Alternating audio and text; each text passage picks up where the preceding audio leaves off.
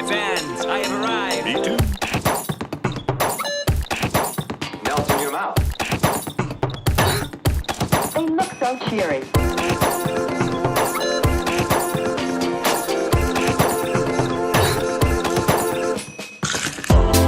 You're an M&M. There's no point in wondering where your pockets are. Tasting smooth, creamy milk. Chocolate center. You're an M&M. It's alright. There's no sense in wondering where your pockets are. Milk chocolate melts in your mouth. Don't worry, they say hi. Solid milk chocolate. M&M's. I love being on TV when you're an M&M. Don't worry, it's alright. Solid milk chocolate. M&M's. Don't worry, Get in the ball. Milk chocolate melts in your mouth. do you think Bite-sized candies. Milk chocolate.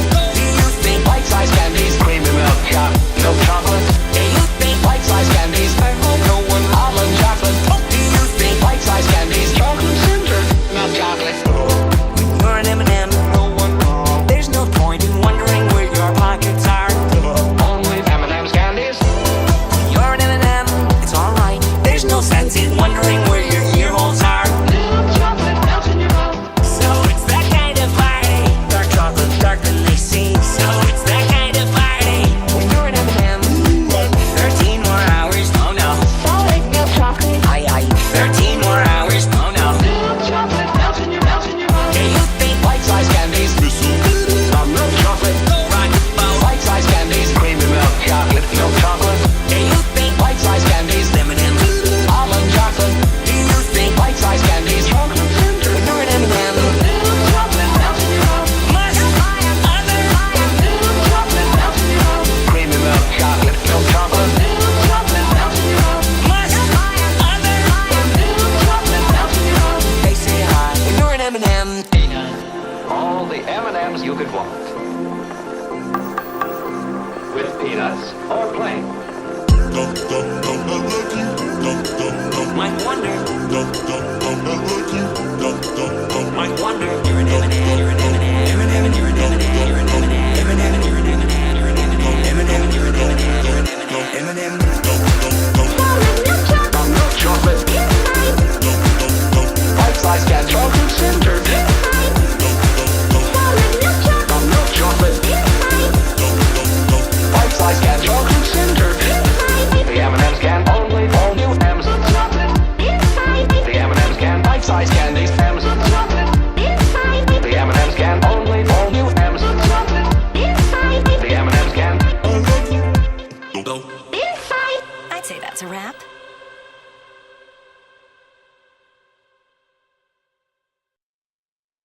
Well, hello everyone.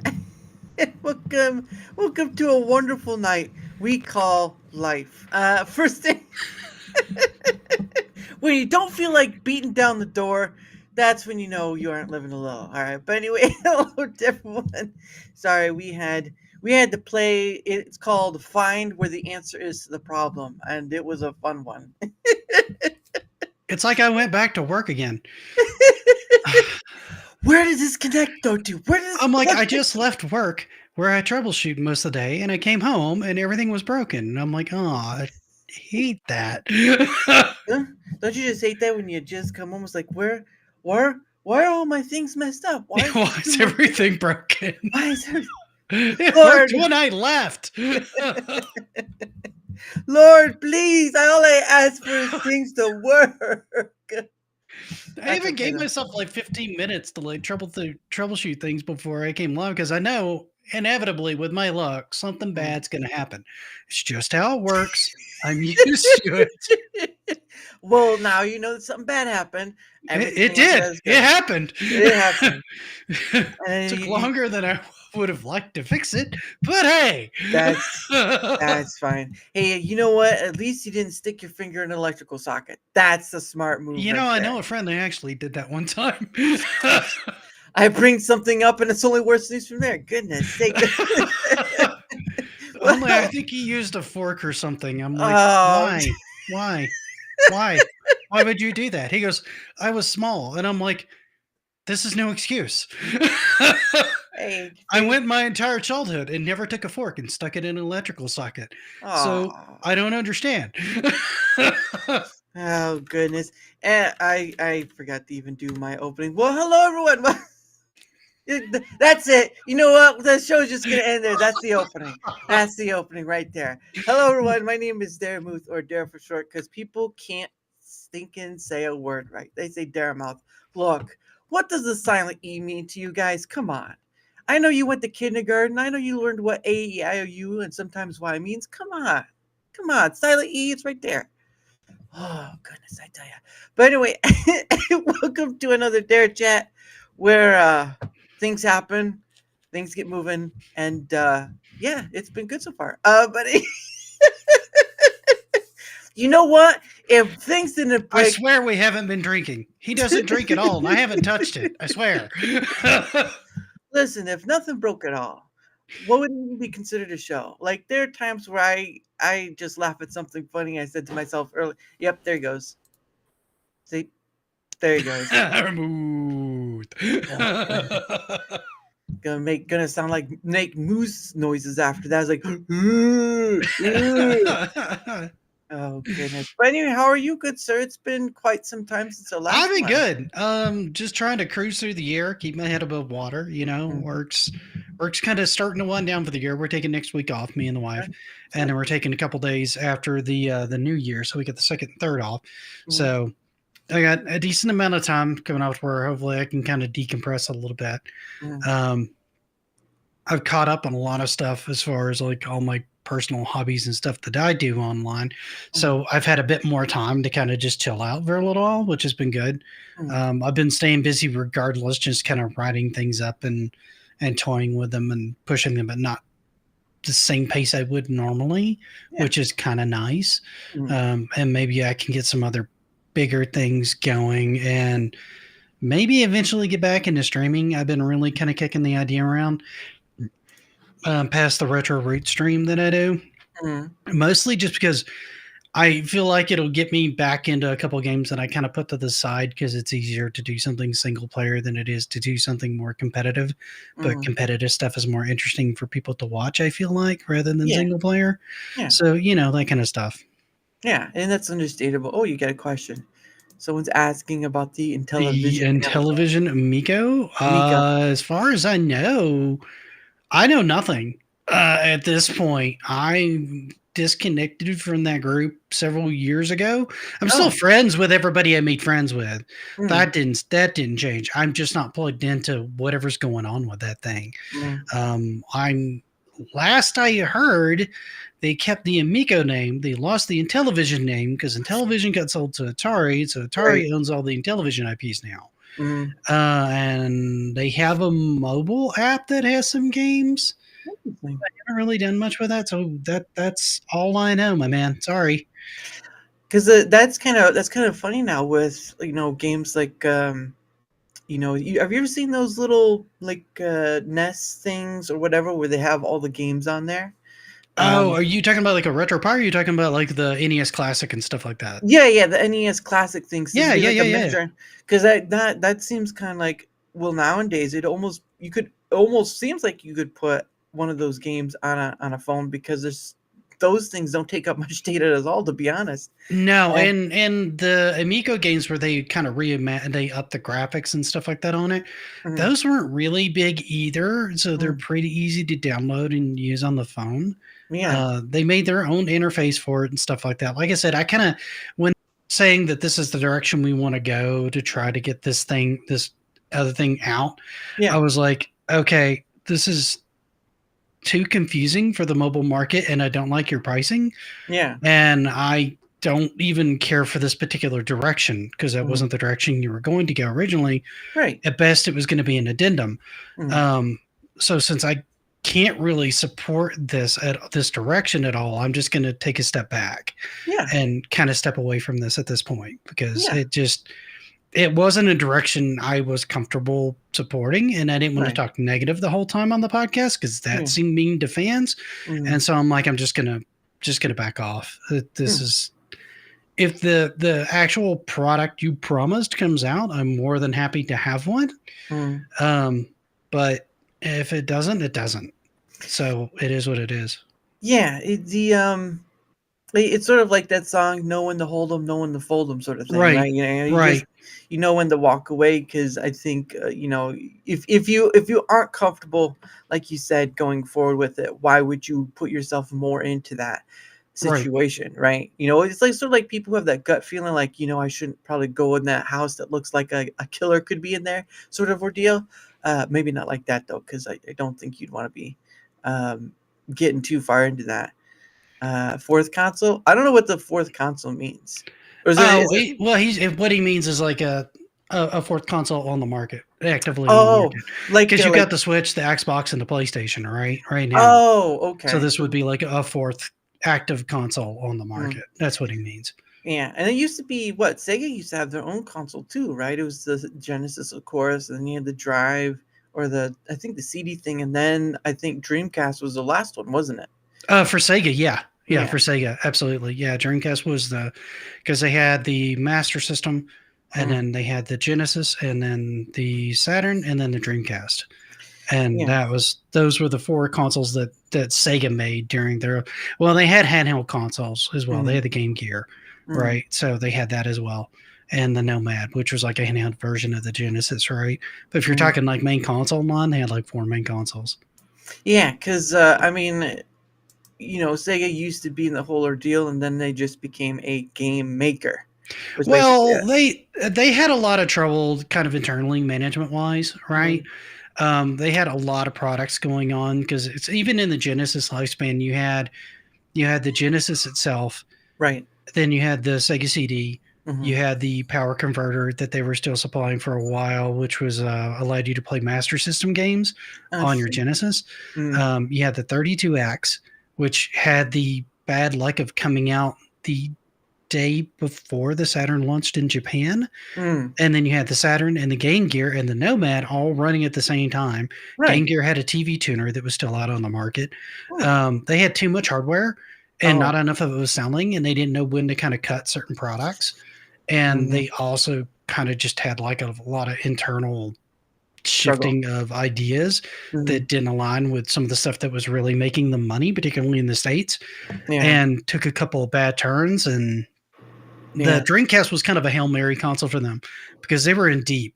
The arcades weren't doing well. The console, they were hemorrhaging money from the console side. They needed something to really come out and make a big splash and make the money so Yeah. that they could stabilize their arcade market, which had always been Sega's bread and butter. They were huge in the arcade Yeah. everywhere, like overseas, like in Europe and Japan. Everybody knew Mm, Sega before they knew Nintendo because yeah. of the arcade scene, right?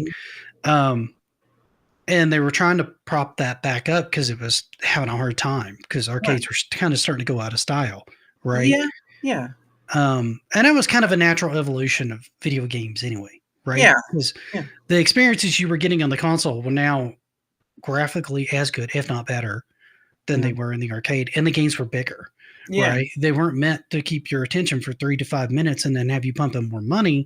Yeah. They were designed to give you like a 40-hour experience in a lot of cases, Yeah. right? So you were just getting a better bang for your buck by owning a console and buying console games anywhere by going to the arcade, unless you just had an arcade experience, like, some of those afterburner sit-down cabinets and cool stuff Yeah. like that you could play, that there's no way to replicate that outside an arcade cabinet, right? Yeah. Those were the things that were kind of surviving and thriving in the arcade around that time. Yeah. I And feel like I went to a total video game history lesson, and that's probably not what you wanted. Hi. well, no, no, it's no, that's information is information, but because I mean, even during the late '90s, they still had arcades. I mean, Mhm. DDR came out, and I remember a lot of people going around DDR. DDR became a big thing in its own for a while. And then you could have it at Absolutely. home with the pads.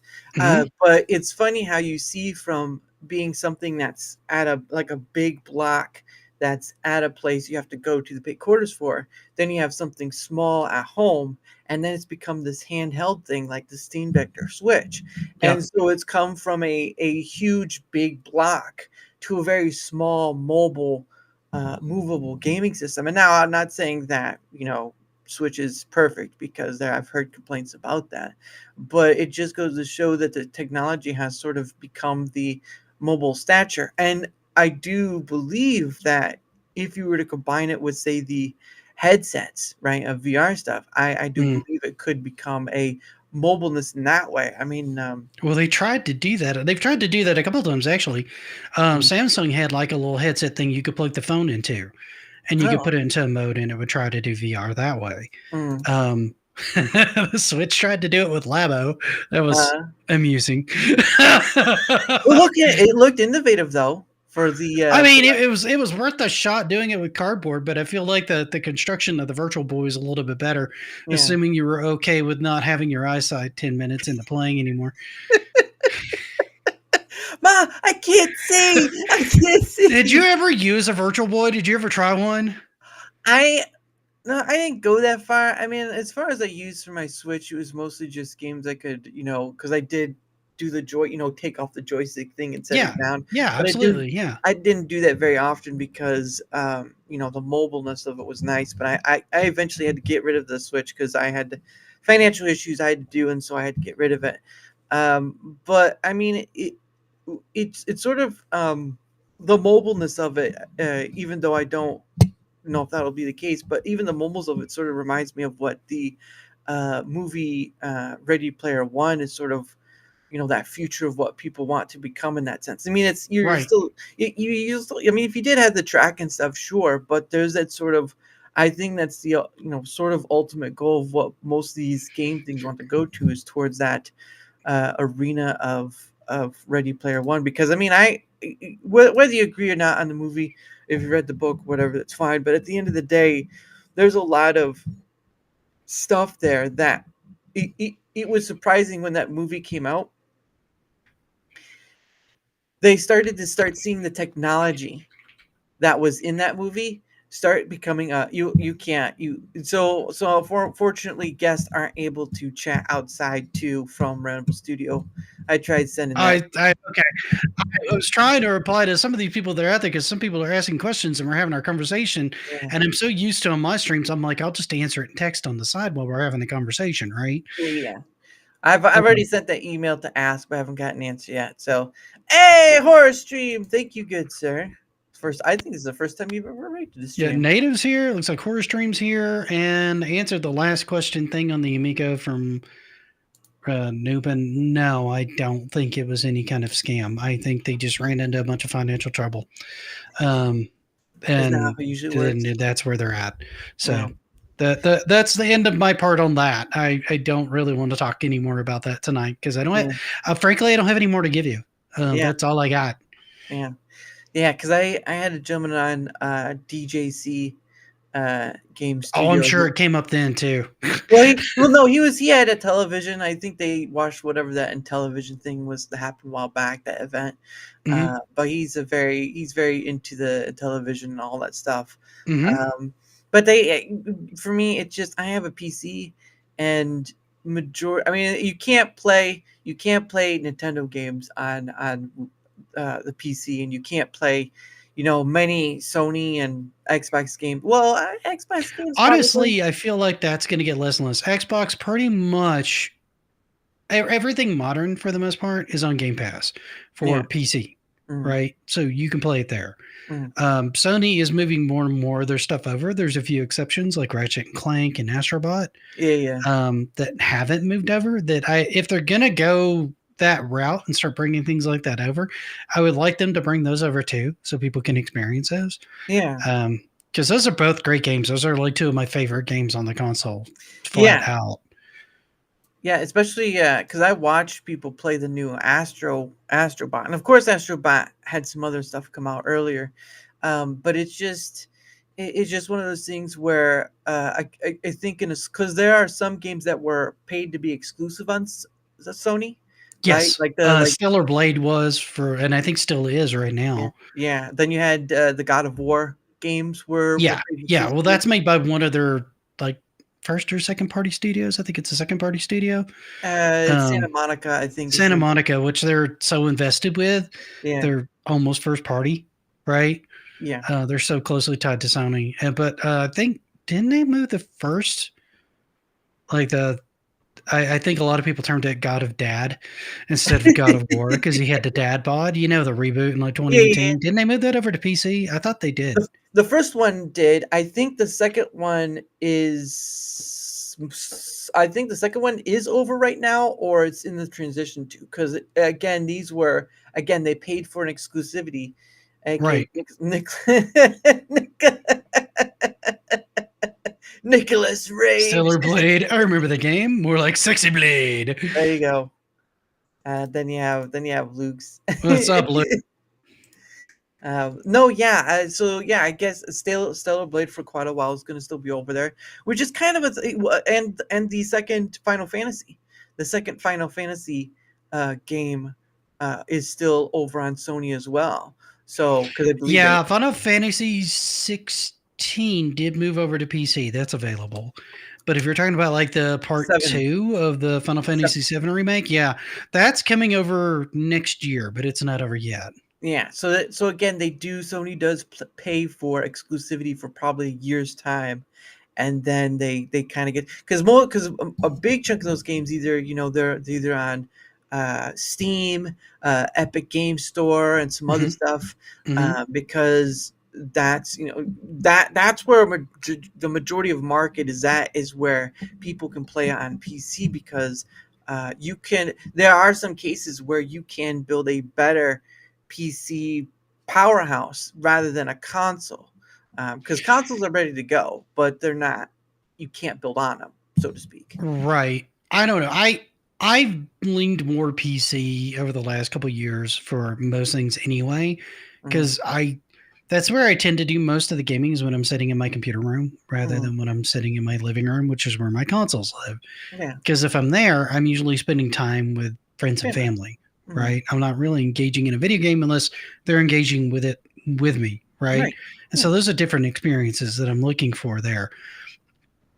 And in a lot of cases, I just prefer it because I can go from gaming and then I can boot up something and do some editing, or I can go live with it. And it's easier to go live with it than to have it on PC than it is to try to hook up a console and get the console all connected and find a place to situate it and all that stuff. I don't know. For me, it's part convenience and part preference, right? Yeah. Yeah, because basically, because the funny part for me is I have unfortunately, over 200 games on Steam, and I barely play all of them, if any at all, anymore, because I just do this my full-time job. Right. But it can show you how, I don't want to know if I say addictive, but it can show you how things build up. And 90% of what you bought over a period of time probably gets barely playable anymore, or you stop playing with it.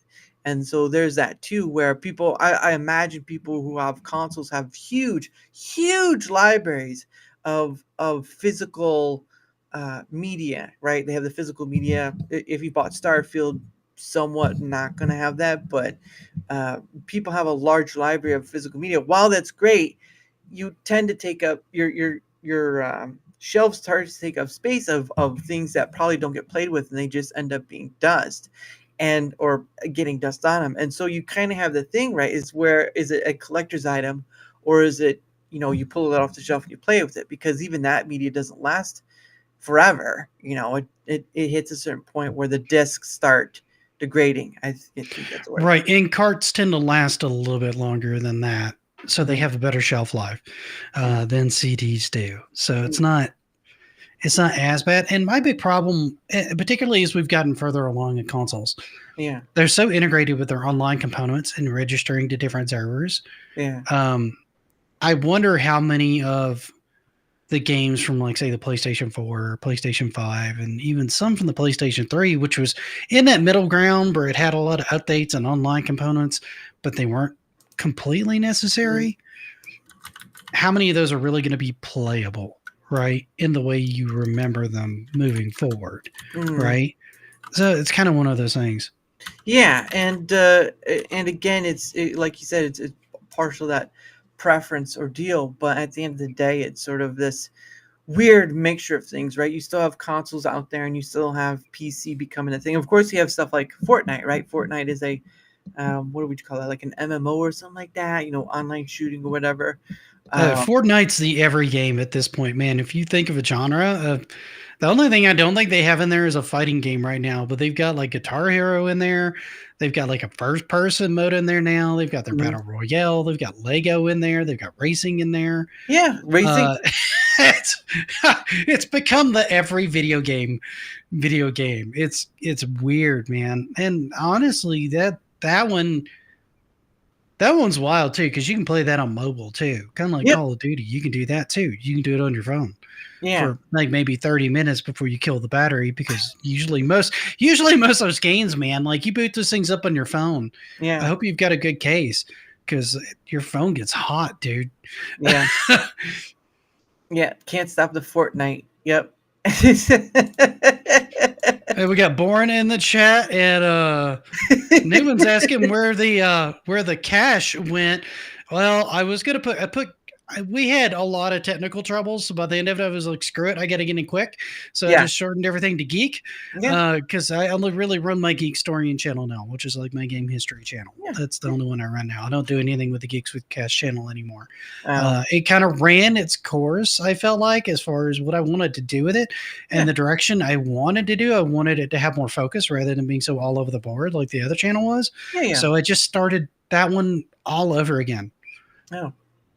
That's understandable, right? Because you're you're doing all the stuff you do, especially since you have a job doing as well. So Yeah. there's not always time. There's no way. It's the funniest thing too is when doing this content creation thing, right? I kind of learned that I can't just like when I was talking about playing games, the gaming part of it is sort of off the side on like a barely any free time, because when I come to do this, this is more of what I want to do than just playing games. Not to saying I wouldn't play games. It's just it becomes a secondary notion to what I'm really wanting to do, sort of thing. And you saw sweet. OnlyFans channel, Sweet Beaks. Yeah. You All right. you should I don't want to know what Native wants out of an OnlyFans channel from me now. I'm a little scared. Luke was the one coming up with stuff for you there. So there's that. Peaks for cash? Well, I mean, guys got to eat. Hey, Adam, how are you, good sir? Yeah, hey, some people have got to eat, but at the end of the day, yeah, it's just it's just a weird thing where it's more of a time factor than anything else. Because I know some content creators will say, well,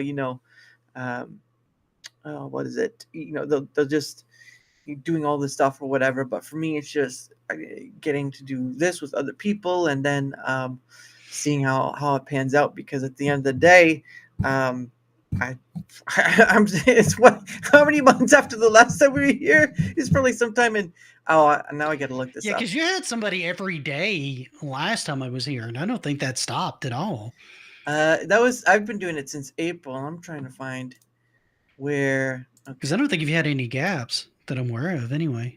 Well, except for maybe on the weekend when you've scheduled a gap. So the last time you were here was on June 27th. That sounds about right. That was a long time ago. Well, I mean, I told you hit me up if you wanted me on again. I was happy to come on. I figured you had guests, man. You had people. Yeah, it's a lot of it's funny because once you have one person on, there are other people that follow behind it or follow that person, and those are people you can have, whether they're creator or not. Those are people you can hit up too. So it's sort of like one person comes on and there's like a bunch of people behind them, and so that's like a lot of avenues to try. So yeah, it's been interesting. It has hey. Sometimes you got to buy the clothes cheap. All right, got to buy the clothes cheap. Hey, at least you're getting picked on now too. Nick will shave his beard on his OnlyFans for my cash. Look, you know what? You get this man 100,000. I don't know what to tell you. 100. I mean, you give me 100,000, I'll shave the beard. I'll just grow it right back. It's only at 100,000 though. You can't get them any lower. There's no dealing with. It has to be 100. That's right. That's right. I got standards, guys. Look, you want those cheap hussies? You go to straight to Twitch. That's you right. Want the real deal? You That's come right. here. My morals can be bought for specific prices. What? I never said what kind of price, though. I said there was a price. You just got to go There's a up. price. Yeah, exactly. How high do I have to go up? It starts with a 1 and ends with many zeros. And then we're going to start putting lots of zeros back there. That's like, okay, so here's a check. All right, so how many zeros I'm supposed to put after this? What?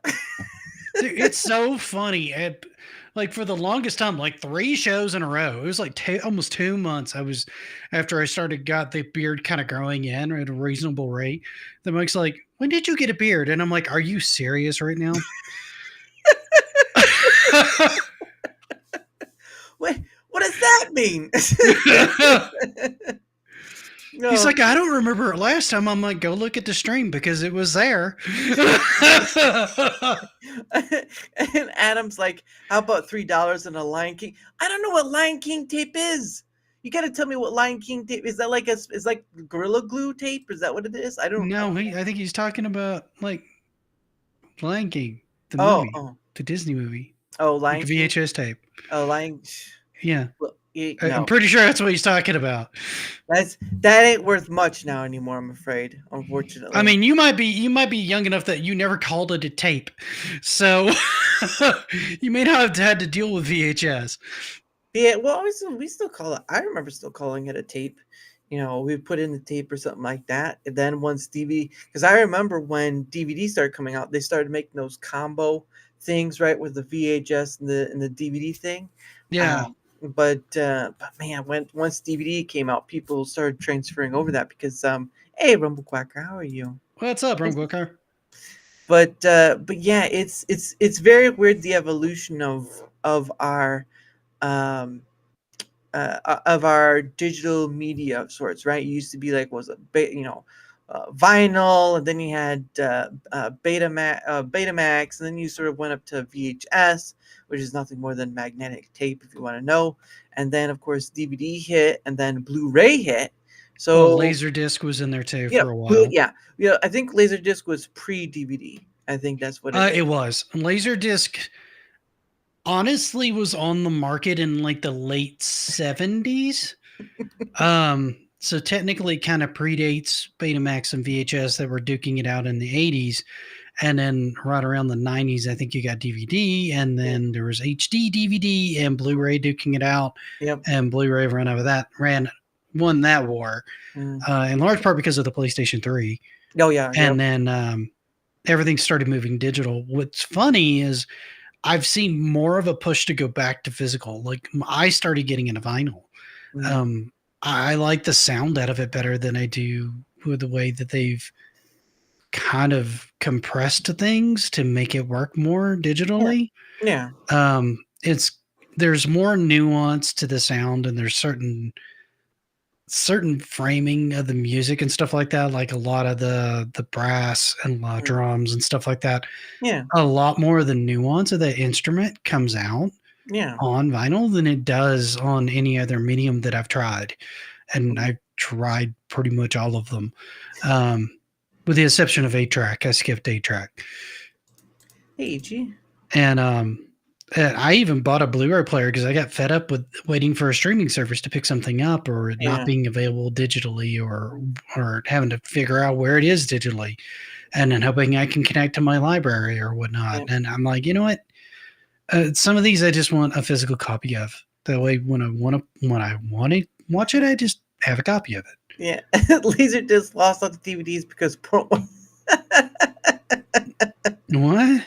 Because Laserdisc lost out the DVDs because porn went with DVD format. Well, that's not always the case, because HD DVD had porn and Blu-ray didn't, and Blu-ray won. So there you go. Yeah, it's it's just a weird, because when you're talking about like online stuff like Netflix, whatever, they're limited to what your internet portion can handle, right? I mean, you can. I've seen at times where my parents, they'll have, I don't know, Disney Plus or whatever, and all of a sudden you'll get the circle of pause, right, and it'll just keep spinning. So there is a reason to still want to own physical because there's no upload speed, right? You don't have Well, to- and it doesn't change either. That's the other thing, right? That's true, Because I yeah. mean, when you like if you were to go back and buy a copy of like the Star Wars VHS tapes before they started like doing all the edits and stuff, Mhm. right? You have the original copies before Lucas went through and re-edited them like 8 million times. You Yeah. know, as his other media came out and he wanted that to be reflected in that experience. Mhm. And while he might call that the definitive experience, that's not true for everybody. People grew up with the original form of those movies and they want that form of that movie, right? Yeah. And even when you go back and you look at some of the stuff on Disney Plus, some of the stuff got kind of like retroactively edited from the original copies because they weren't comfortable with it anymore, right? And they can do that on the fly with those and then just upload Yeah. those versions. And so that's frustrating for a lot of people that have nostalgia for those things. You know what I Yeah. mean? And it's also the case of the author kind of editing his own work for what he believes is better, sort of thing. Right. Yeah. So you have those two forces where you have people who want the nostalgia of the original, and then you have the creator, basically the author, whatever you want to call it, come in and say, but that's not where I want to take this. And so you have two divergence of those paths. And which one is better? Well, it depends on your point of view. Are you a respecter of the creator and author and what they want, or you want what you want out of it? Well, And and then, it's kind of personal preference, right? If both are offered, then pick which one you want. yeah. And but again, it's also because you always see the conversations like if something gets changed in a book or whatever, all that stuff is usually because the author wanted to, and people try to it's like canon stuff, right? When people talk about canon stuff, they say, oh well, the author chose to change this, whatever, and people are like, well, that we don't like that change, so we'll just go back to the original book and or Right. movie or whatever. And so you do, like you said, you do have those preferences, but at the end of the day, it's going to be an interesting time to see where things go, because for right now it's more of like upscale, right? Because you had DVD, which, and then you had the HD DVD, which is like 720. Then you have Blu-ray, which can do 1080, or I think 4K now is part of Blu-ray the- goes up to 4K, and I think they've gotten an 8K format out, yeah. but it's not real prevalent yet. No, not I 8K. just moved to 4K TV not that long ago because when they got affordable, two, I had enough stuff that supported 4K that I decided it was a good idea finally to jump on the bandwagon with 4K. Yeah. Because when it first came out, there wasn't enough media for it. Yeah. The TV, the cable providers weren't really providing it because they didn't have the bandwidth. Mhm. There wasn't enough media out that supported it. The consoles didn't support it. Yep. I'm like, there's no point to me having this right now until it's saturated the market enough Yeah. that there's enough content to make it worth my while to finally upgrade. And by then, the TVs are getting significantly cheaper anyway. So, That's you know, I got a nicer 4K TV than had I been a super early adopter to it. Yeah, because usually it's sort of like that's the rule with everything, though, right? If you're a super early adopter or something, you sort of get the beginning stages of people of them whittling down all the bugs and trying to compact this and all that stuff to try to make the product better over time. Because that's Mhm. usually what happens is a product starts with one thing, and then over a period of time until they move to the next upgrade, whatever that may be, they are fixing any bugs, compacting stuff, doing this or that, and you usually end up getting an inferior product because that stuff just grows along over time. But yeah, like 8K, 8K is still far behind in the manner of being early and stuff, because I don't think there's enough even televisions out there to play it. Yeah, I think there's a handful. I think there's a handful of TVs that are out now, and I think there's a handful of content out for it. Mm. And look, I don't need 8K right now. And the 4K OLEDs are super nice. I'm a big fan. And I wanted one for a while. I just couldn't justify it, right? Yeah. We had two really well-functioning TVs we'd had for a while. Yeah.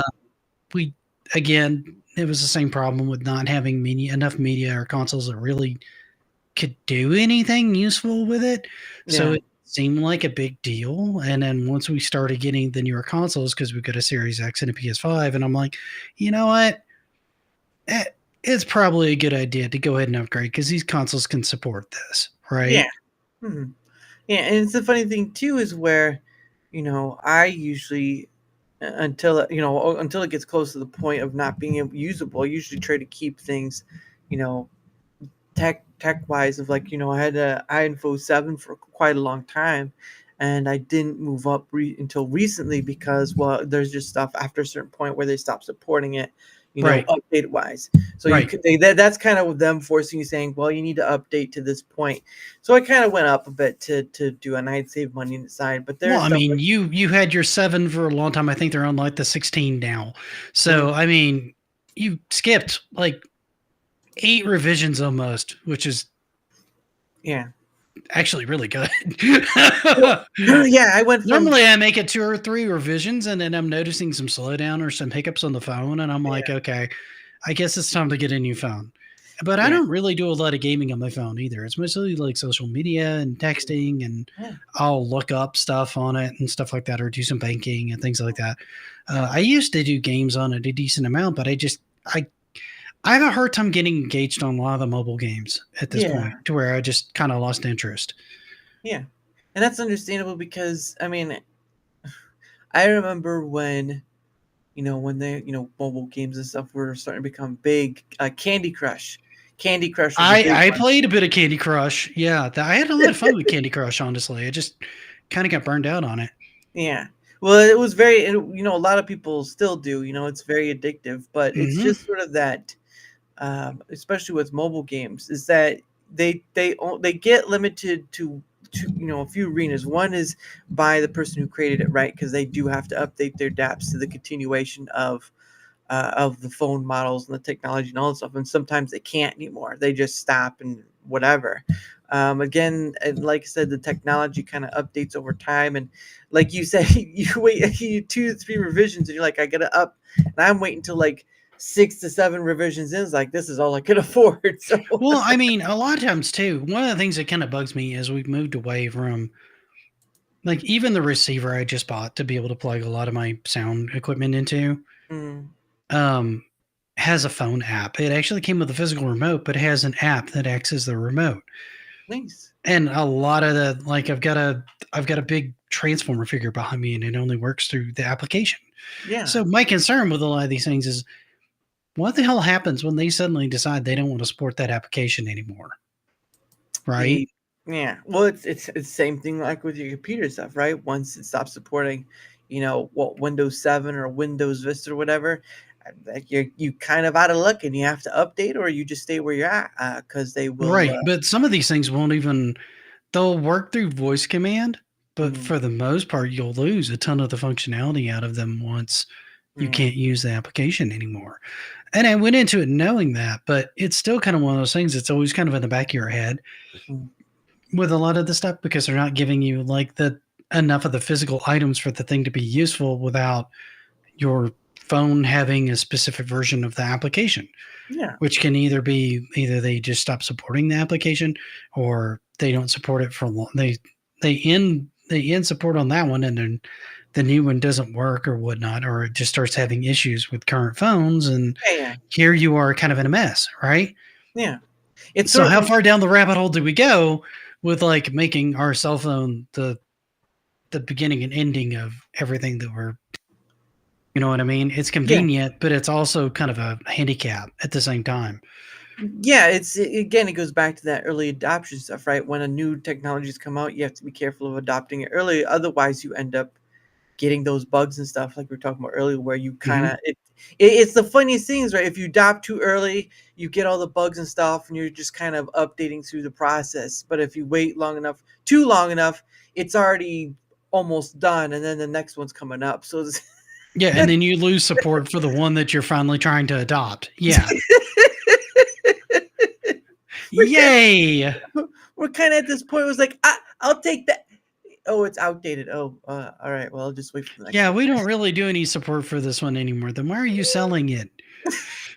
Don't ask questions. Don't ask questions you want no answers to. Buy the new one. Well, and it's another thing too, is where financials are not there are a lot of people not financially able to buy the new thing, right? Whether it be new phone, Yeah. TV, or whatever.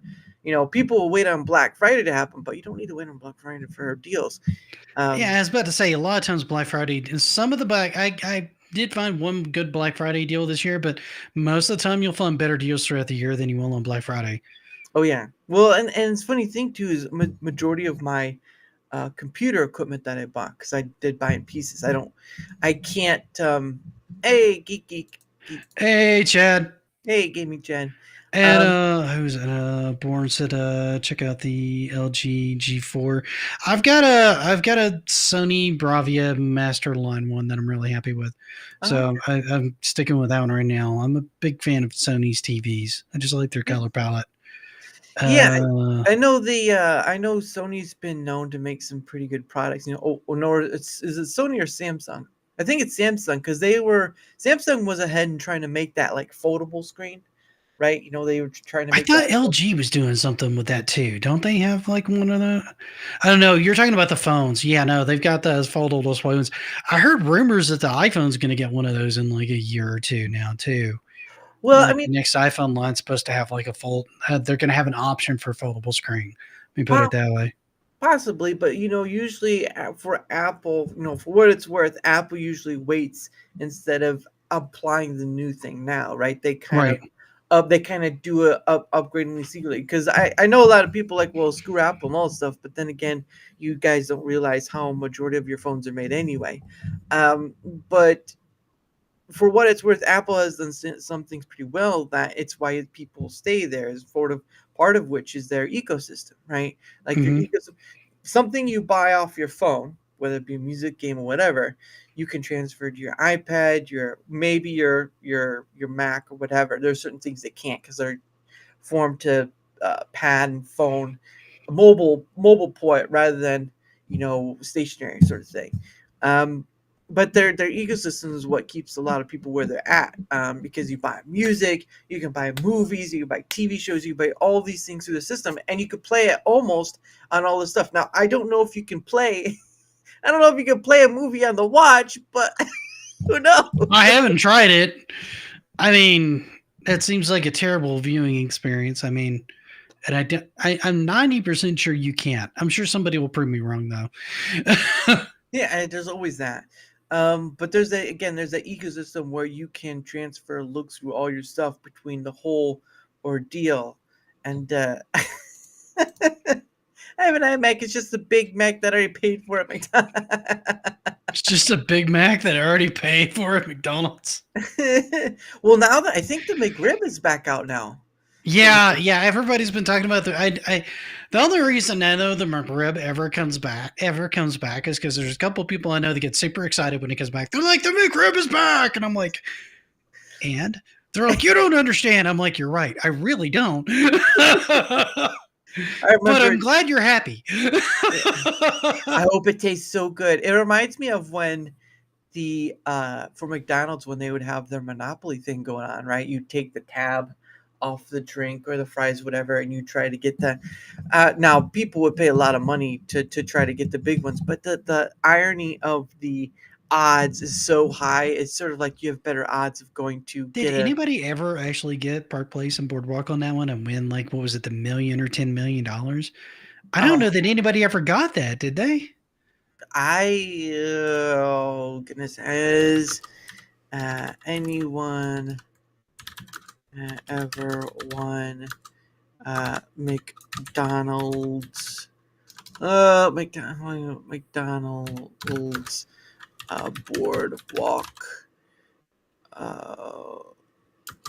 boardwalk came up. I gotta spell Monopoly money. Oh.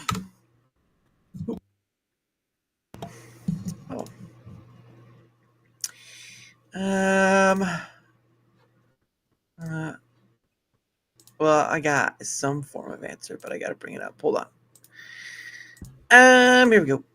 So the question is, has anyone ever actually won McDonald's Monopoly or similar? What did you win? What was your experience? Okay, someone's giving their experience. The answer is reveal mixed experiences with McDonald's Monopoly and similar competitions, ranging from small wins to major controversies. While some respondents report winning minor prizes like food items, which were more the prize winning anyway, or small cash amounts, which is also true, other describes frustrations with the contests or instances of fraud. I won the $500,000 prize back in 2018, but was too young to redeem at the time. So my really, I gotta goodness sake. So somebody stole the pieces and then just disappeared. Awesome. Yeah, his uncle stole the pieces of me and claimed it. Yep. And then ghosted. Yep. That's what family's for. She was a co-worker in Rochester, New York, and she won $500 pending verification. Sometime later, she got a letter saying that they were disqualifying her because she had a cousin who worked at McDonald's. Really? Come on. Our local grocery store Safeway has a Monopoly game. We won a lot of small items, finger clippers, lots of individual donuts, one avocado. That's weird. And a package of Greek yogurt. Winning finger clippers is not a prize I think you want to win. No. No. Eh, Gotta be terrified if they had Ronald McDonald on them. I'd be like, oh my God. Geek doesn't need a boardwalk because he knows how to moonwalk, probably. I don't know if I can moonwalk. I don't know if I'm any good at that. I'm pretty sure I'm bad at that. I've tried, but there's no guarantee. And then this one, the guy who was head of security for the company that prints the game pieces won by giving the winning pieces to friends and family members to collect the prizes and split it with them. Oh, okay. Oh, nice. Well, there you go. See, he figured out the way to win the game. He just gave it to a family. But this is a whole bunch of other stuff. But I'm not going to go through it because you never know. So what I'm getting is a bunch of people win small prizes, but I don't know that anybody was ever verified to win any of the big prizes. Yeah. We'll go to Wikipedia, see if anyone. I don't think they run it anymore. Or Power Appeal. I think they stopped. I haven't heard of it in a long time. Was it said when 21? As a result of being postponed, the stickers for that year's prom, as they were printed, blah, blah, blah. Gameplay, Mediterranean, Boardwalk. 2018, you get a Volkswagen. Oh, nice. Online games. Yeah, there's that too. Fraud. Oh, here we go. 2001, the U.S. promotion was halted after fraud was uncovered. Oh no, fraud. Well, yeah, you put like $5 million on the line, and somebody's going to try to defraud it. I mean, let's be honest. Yeah, and there was a whole story on that one, Native, about the Harrier jet thing from the Pepsi contest. I think Netflix even has a full-on documentary on it. I didn't hear about that, but if you're they had that. You remember that big contest they had, right? And supposedly, if you collected either enough bottle caps or the right bottle cap, you could literally win a Harrier jet. That was Pepsi's big push back then. Pepsi jet. Okay. Okay, here we go. Pepsi jet. In 1990s, Pepsi lost their points for prizes scheme called Pepsi Stuff, allowing customers to earn and redeem Pepsi points for merchandise. The television commercial showcased a computer-generated Pepsi-branded AV-8 Harrier 2 jet, which I don't know if that's like a F-36 or 16 jet. I don't know what kind of jet that is. 7 million Pepsi points. 7 points. John Leonard, a 21-year-old business student, saw an opportunity and convinced 5 investors to lend him $700,000 to buy the required 7 million points, which I don't know what the division for the points were. Leonard's plan was to purchase the points directly for 10 cents each rather than earning them through product purchases, which yeah, that was part of their online thing. You literally could buy points. Yep. He believed this was a viable strategy as a new Harrier AV-8 Harrier Jet 2 cost $32 million. What? Yep. But military jets are not cheap. I know, jeez. Pepsi, however, refused to deliver jet, claiming the commercial was meant as a joke. Okay, see, now this is where I'm with the person, right? You can't make something as claimed as a joke and not say it's a joke, right? You have to put especially when they were taking your money, because they took his money. Yeah, they took the $700,000. He got the required points. Yeah. and then they never delivered on it. At the very least, they should get the investment money back so Yeah. that he can pay the investors back what he owes them. Yeah, because that if it was meant to be as a joke, you would see things around the Harrier jet saying, "This is a joke. This is not real." All that Right, stuff. right. Because that's how you do a joke. You I make don't think they expected anybody to legitimately get that. I don't think they expect anybody to go out and get investors yeah. to try to basically purchase a $32 million jet for 700,000. Yep. Well, that's what happens when you don't think ahead. Leonard and his investors sued Pepsi for breach of contract and fraud, which is understandable, arguing Yep. that the commercial constituted a legal offer and they accepted it according to its terms. However, in 1989, a federal court in Manhattan ruled in favor of Pepsi, stating that no objective person could reasonably have concluded that the commercial actually offered a consumers a Harrier jet. So a federal court in Manhattan ruled in Pepsi's favor. Wow. Jeez. I mean, it's a laughable concept, but if you don't put disclaimers on there one way or another, Mm, it seems like you'd be liable for at least the invested amount in points. yep. Yeah. And then just kind of takeaways here. Documentaries, a 4-part Netflix documentary series, Pepsi Where's My Jet, tells the story of Leonard's lawsuit against Pepsi. The case has been featured in various media outlets, including articles and podcasts, highlighting the unusual nature of the dispute. Yep. Contract law implications. The case illustrates the importance of clear and unambiguous language in commercial offers and advertisements. Mhm. Correct. And I think that's where Pepsi fell through. But even the judge was like, look, people should be understandable that 7 million points for a 32 million Harrier jet. Okay, guys. He ruled in favor of common sense, but Yeah. I mean that's not been a value commodity for a long time. Yeah. Yeah, you can say that again. It also demonstrates the challenges of interpreting contractual intent, particularly when a company's marketing strategy is ambiguous and playful. Yes, that's why you don't do stuff like that that could be taken the wrong way. Duh. Pepsi did a lot of that stuff back in the 90s, though, man. They were trying to be that hip, cool company, right? So Yeah. they were doing all sorts of like crazy stuff like that to try to get people's attention. And it was the 90s, too. The 90s was full of stuff like that, you know? I remember, I think Coca-Cola is still doing their own thing with their bottle caps where you twist the cap off their, Coke and then you enter in that code to get points for it. You could instantly Yeah, win I think that's mostly to be able to buy merch, though. Yeah, I yeah. think you can use that just to get merch off their store that you could buy normally. It's not anything, Yeah, you just have you to know. you have to be like, you just have to get enough points. And that's usually buying products. Pepsi was so powerful they set Michael Jackson's. Oh wow! Oh, that's true. That is true. Um, but yeah, that is interesting. But yeah, just reading that alone, it's sort of like if you a company are going to put out something and call it a joke, then make it apparent that it is a joke. Don't leave Yeah, it right. ambiguous. Exactly. Yeah. You'd be like seeing this arrow saying, "This is a joke. This is a joke." You put an X through it, even though you put it out there, and it's like, "This is a joke. This is a." It's I- like I even saw was it Robeson that sells a lot of the robots and stuff that I buy.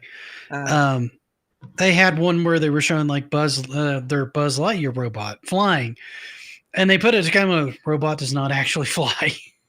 And I'm like, yeah, I would have assumed it didn't actually fly, particularly not at the price point that you're selling it at, right? Yeah. But if you don't put that there, but, don't do that. we could use the sarcasm fonts.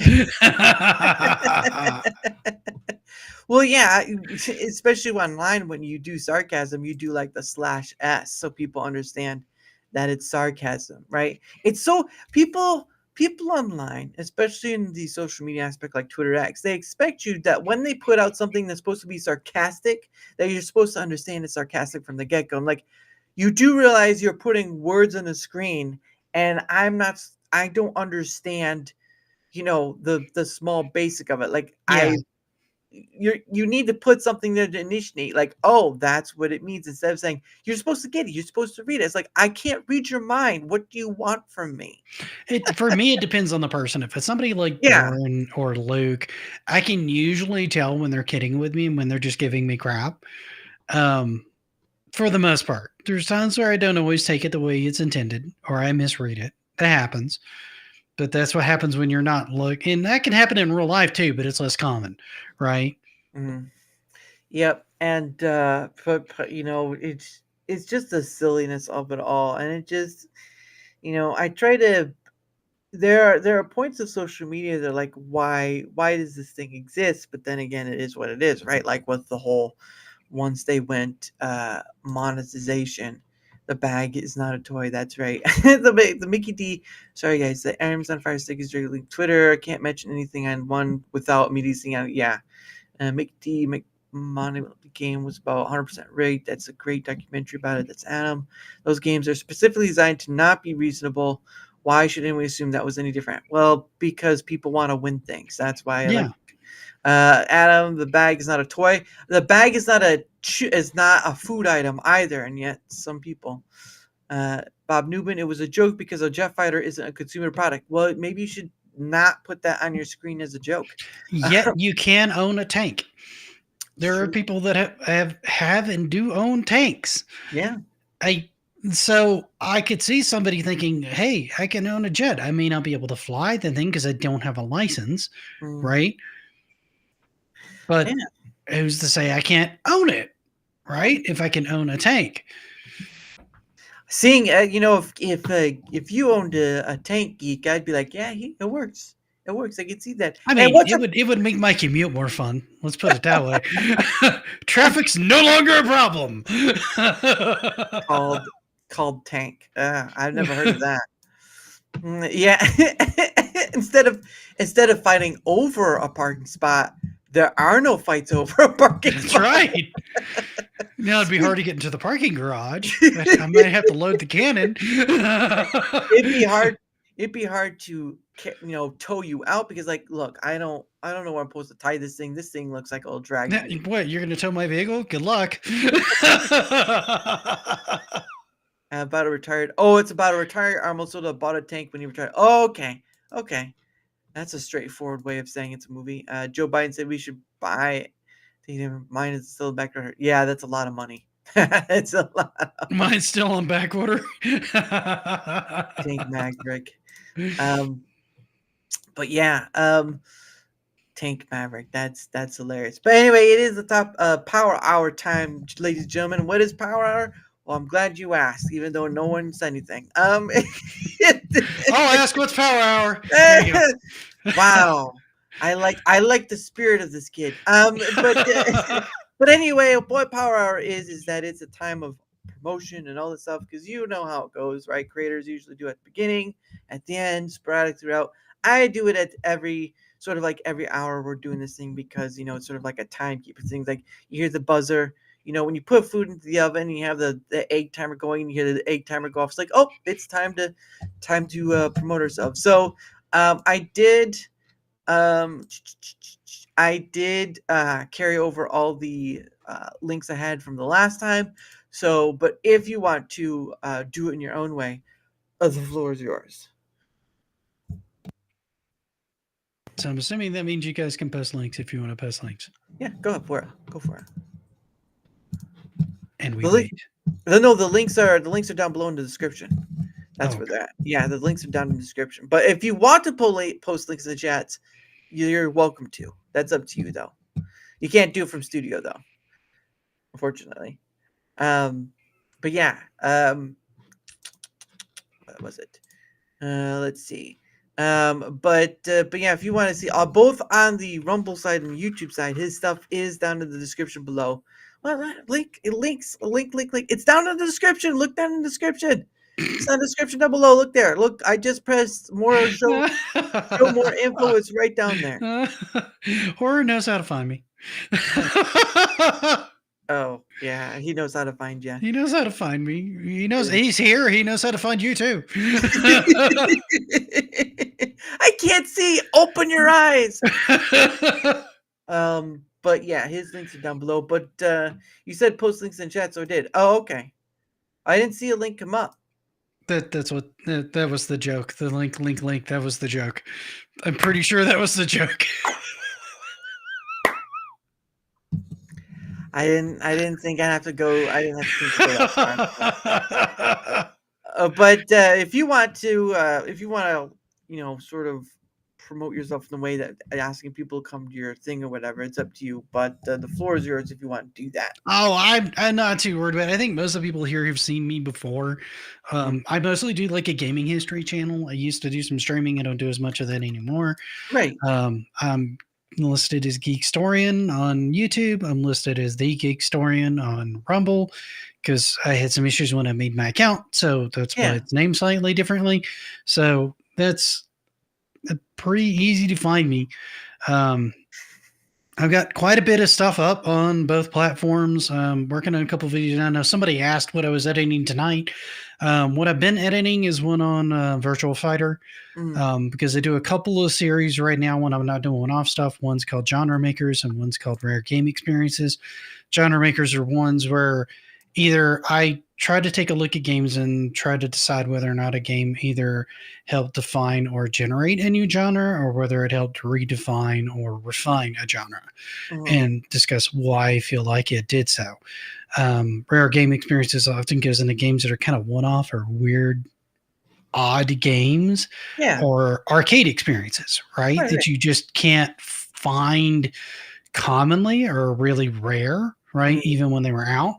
One cabinet, I think, only had like 1,000 made, and about 50% of those died immediately. And I think there's like 3 surviving now, so it's a truly rare arcade game to even be able to see, like a physical cabinet of. You can emulate it, of course, because people manage to get a hold of ROM, but being able to actually physically play the cabinet is almost impossible in this day and age, right?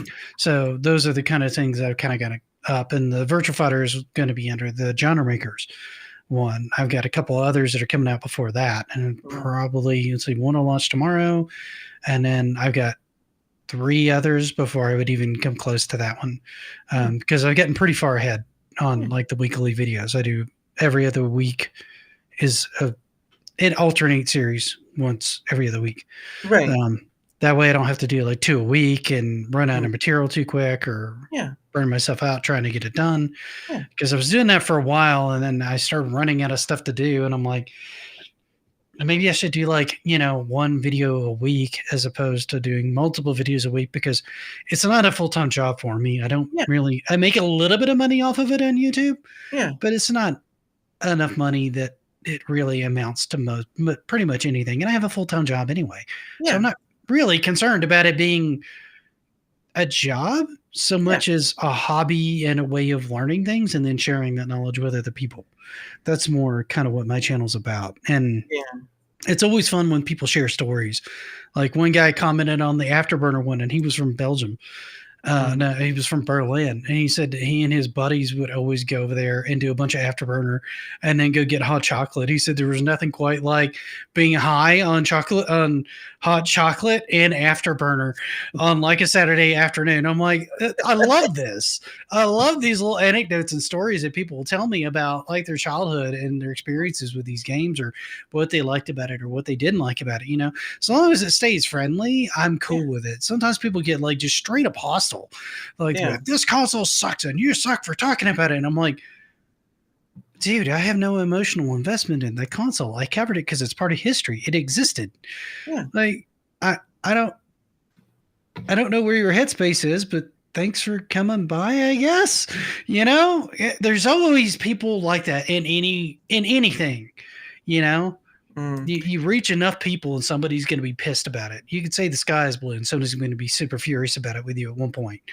It's just how things work. Yeah. And it's something, you kind of have to learn to maneuver in the fudge addiction. Somebody ate 10 pieces of fudge. Depending on the size of the piece of fudge, that's a lot of sugar. I don't like fudge as much. Hot chocolate is, yeah, I like hot chocolate better. Hot chocolate's great. I love hot chocolate. But anyway, from my and again, guys, his links are down below on both the Rumble and YouTube side. So if you want to check him out and if he's worth to follow, go there and look him over. But anyway, from my end of things, because I'm also a person too. He's What?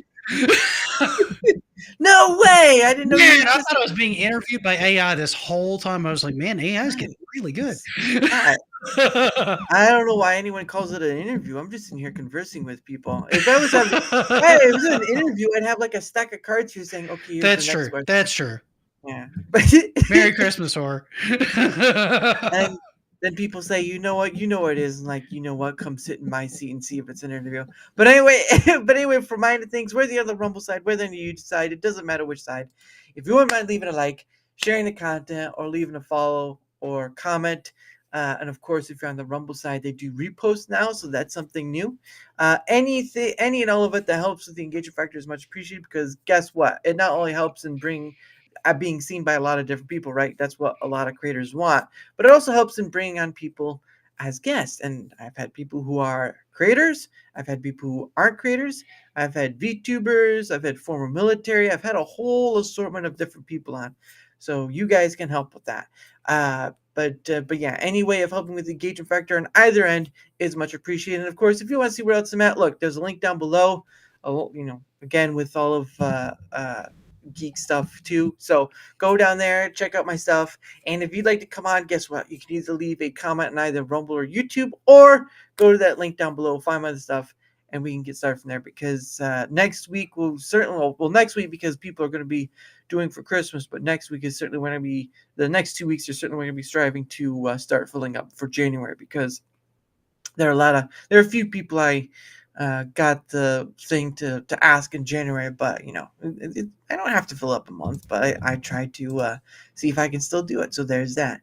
White chocolate is weird. Yes, white chocolate is the devil's candy.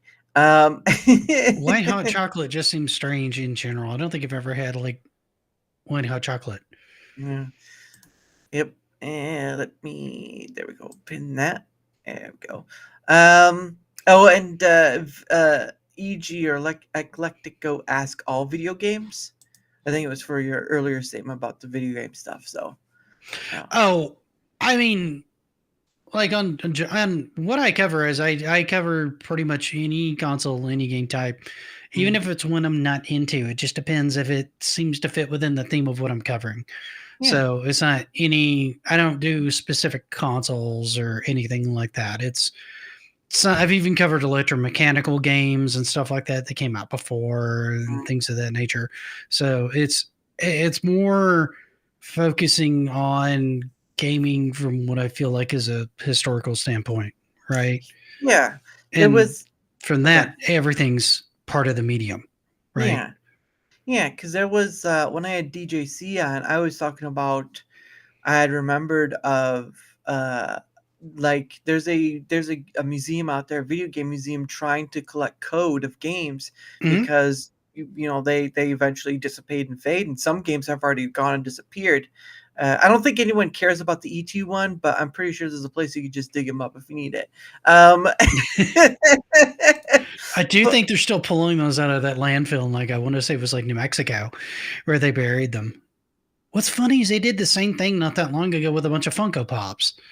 Yeah, that's true. They're like an overstock of Funko Pops, and then they just put them in a landfill. Okay. See, no, sorry. Eclectic was asking if you only covered video games, because you initially just said games. Okay. Primarily, it's video games. I chose the name, so if I wanted to go into say stuff like toys or movies or something like that and talk about that, I could. I haven't done that yet because I feel like I still have plenty I can talk about in the video game sphere. If there was some interest on those that people showed, I could probably start doing that on there as well as part of a new series. I wouldn't do it linked into the existing series. But yeah, that's been on my mind of stuff that I might do at some point. Okay. It's just not been a focused up to this point. Let me just Yeah. put it that way. And that's understandable. And the question for you for piece on holographic gaming. Yeah, I did one on. I want to say was it Time Traveler, or it was a Sega game that was a holographic. There was a holographic game, Mhm, and I'm trying to remember the name of it off the top of my head. mhm.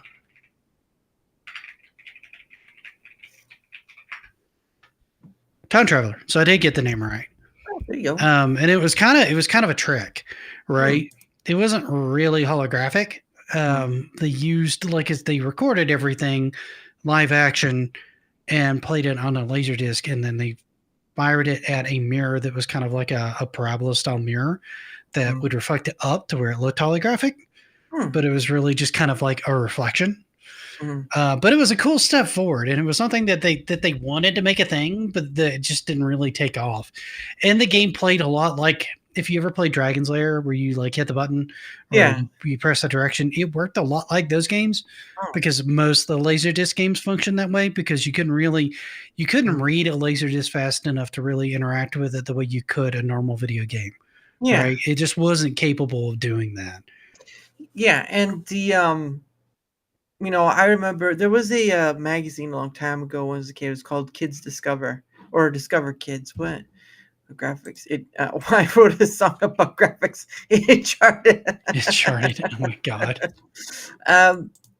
There was what was? But it? did you get the vector graphics? Right. Kids? What was it? Kids Discover? Was it? Kids Discover is a magazine that I used to get when I was a kid. It's back like the early 90s, but they did have something on holographing, or it was some book or something I saw. But the picture is that it was a black circle flat thing, and then they had this silver circle, and in the silver circle they had the strawberry there, and it was talking about holographic and stuff. I'm trying to holographic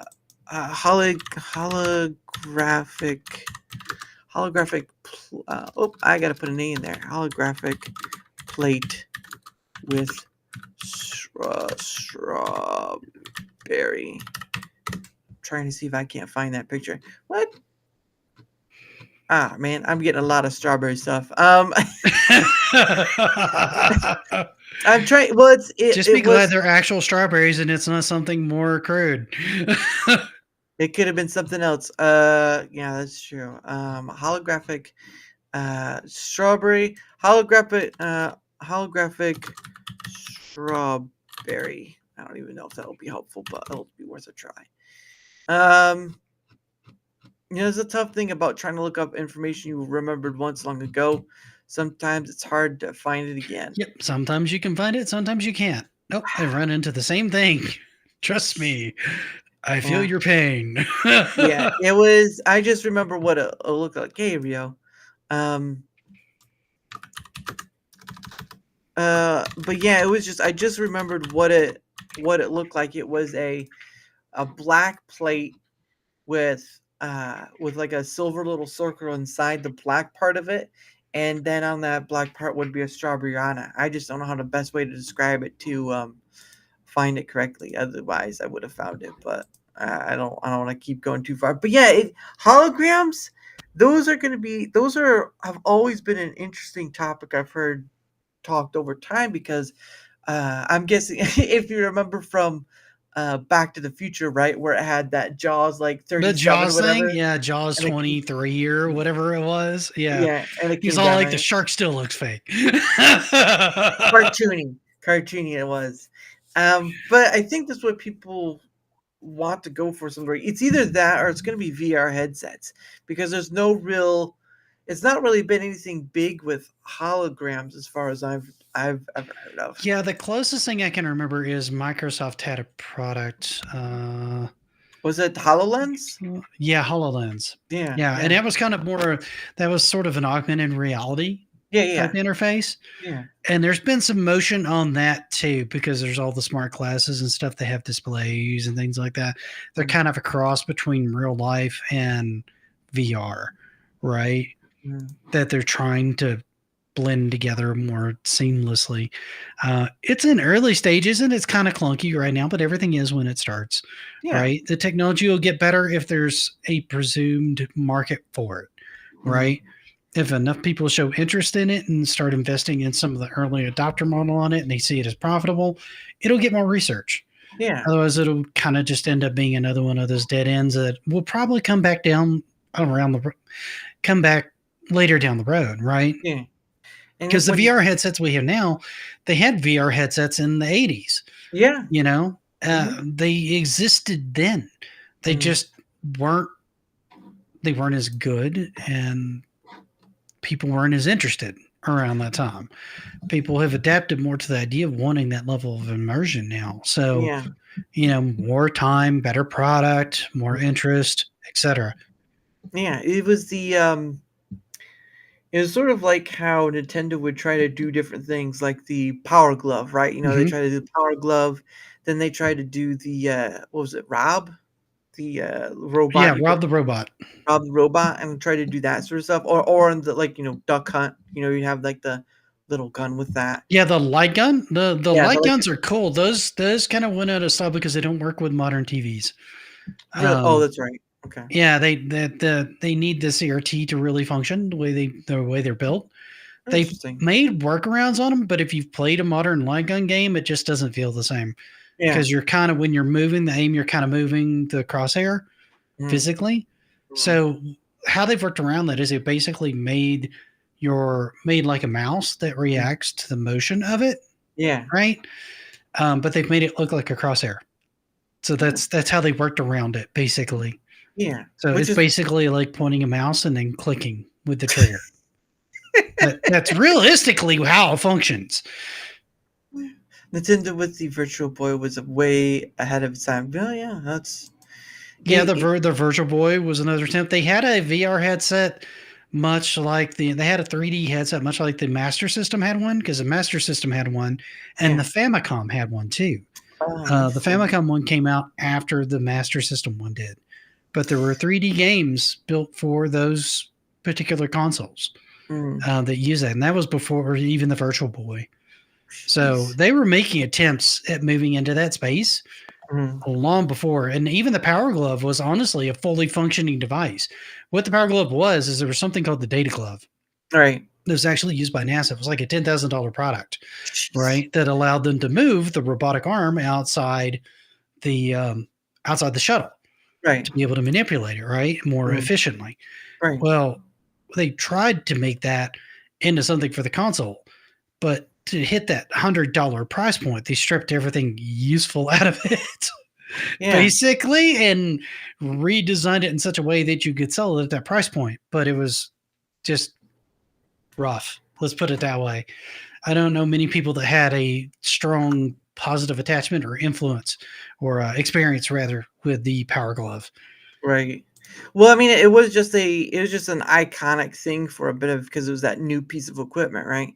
Sort of that, sort of what, like when, what would be a good point? Like sort of with a small stuff, like I think like the, when they had that little Pokeball, when the Pokemon. Oh, you talking about the one that went with was it the Pokemon EV thing or whatever it was?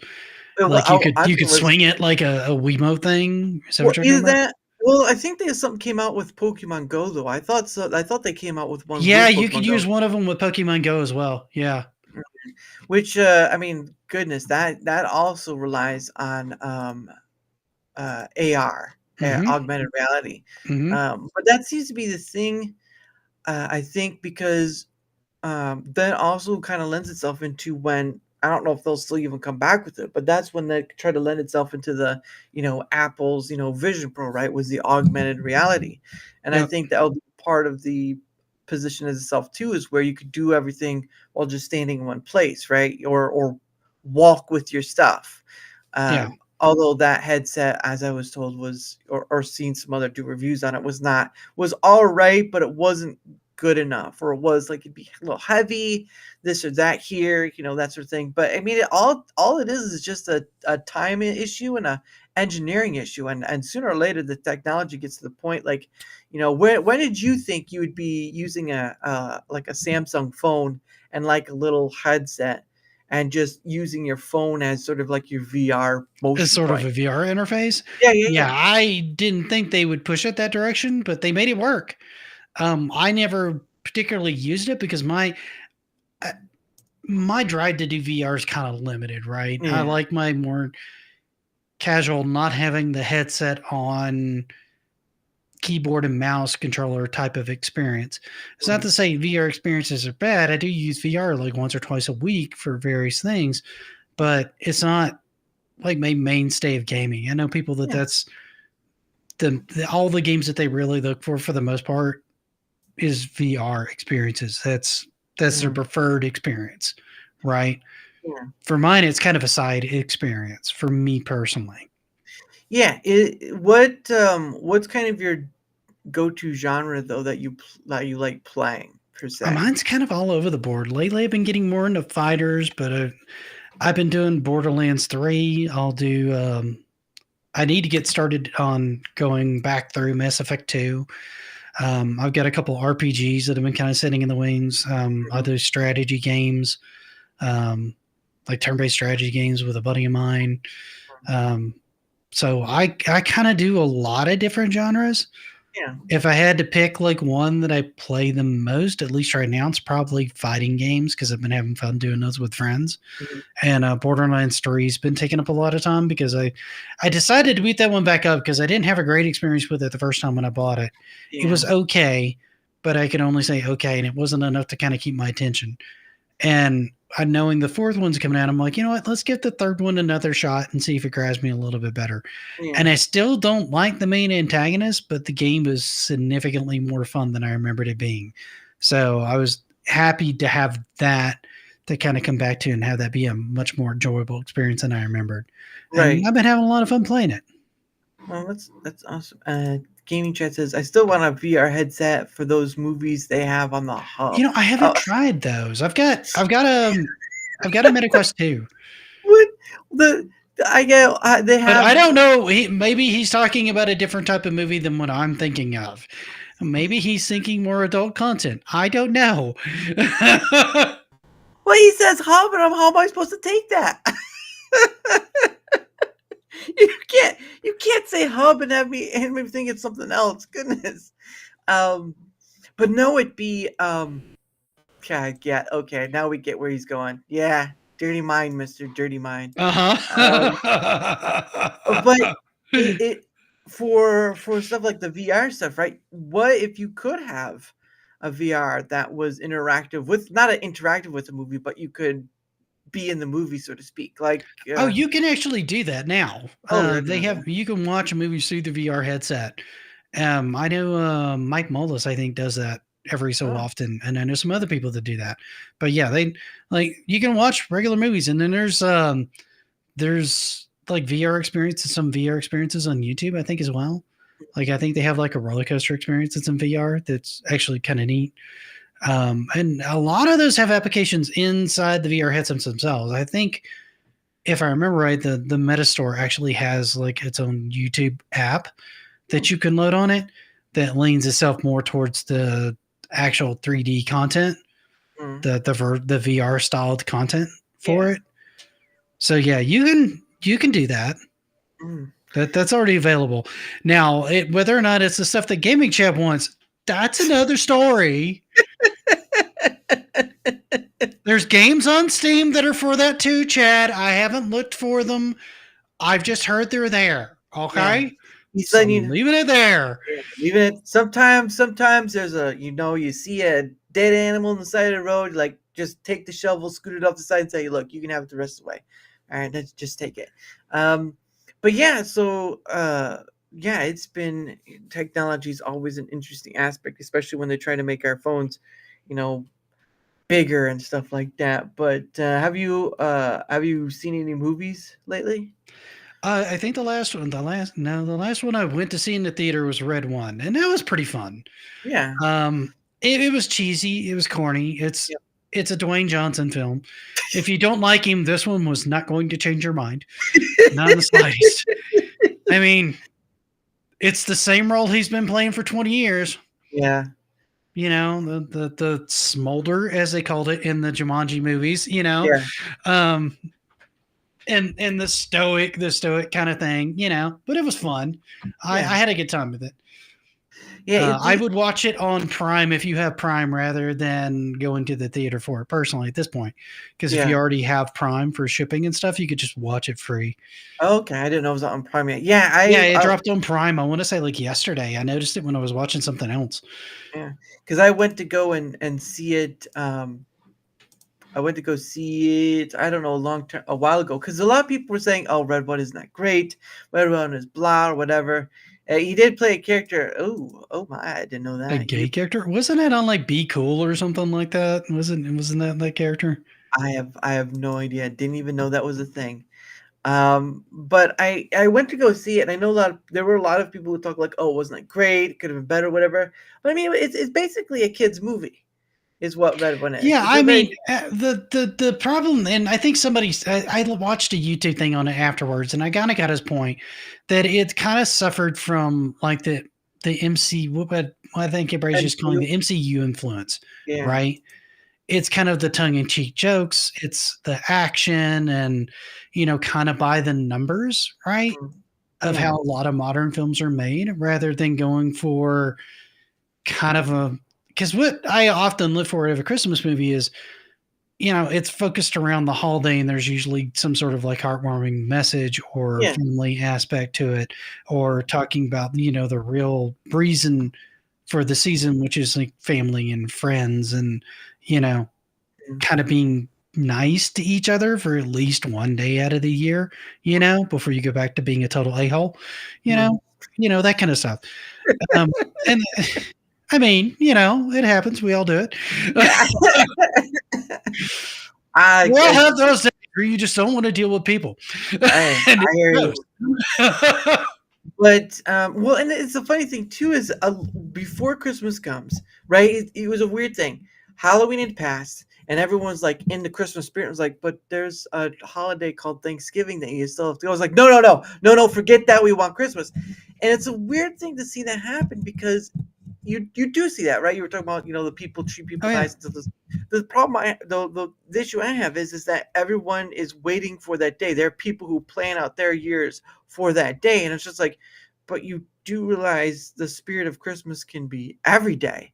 Yeah. And it does feel like a lot of people wait for, because it's almost a, if you're not in like a poor home setting or whatever, it's almost like a guaranteed gift day for many people, or being able to share time where people can, you know, good cheer of time or whatever. But it does feel like a lot of people, while there's some goodness in for Christmas, it does feel like people's, you know, center their lives a bit around the day of holiday of Christmas, because there's either something they can get out of it or the presents or whatever. It's just, it feels very, I don't know what the word is. It feels disingenuous, I guess, because Yeah, I could see that. I don't know. For me personally, like most of the people I'm spending time with on Christmas, I spend time with on a weekly basis anyway, right? yeah, So me and my wife, we're here every day, and then you know, one real life friend that comes over, yeah, that I spend time with him once or twice a week, yeah, right?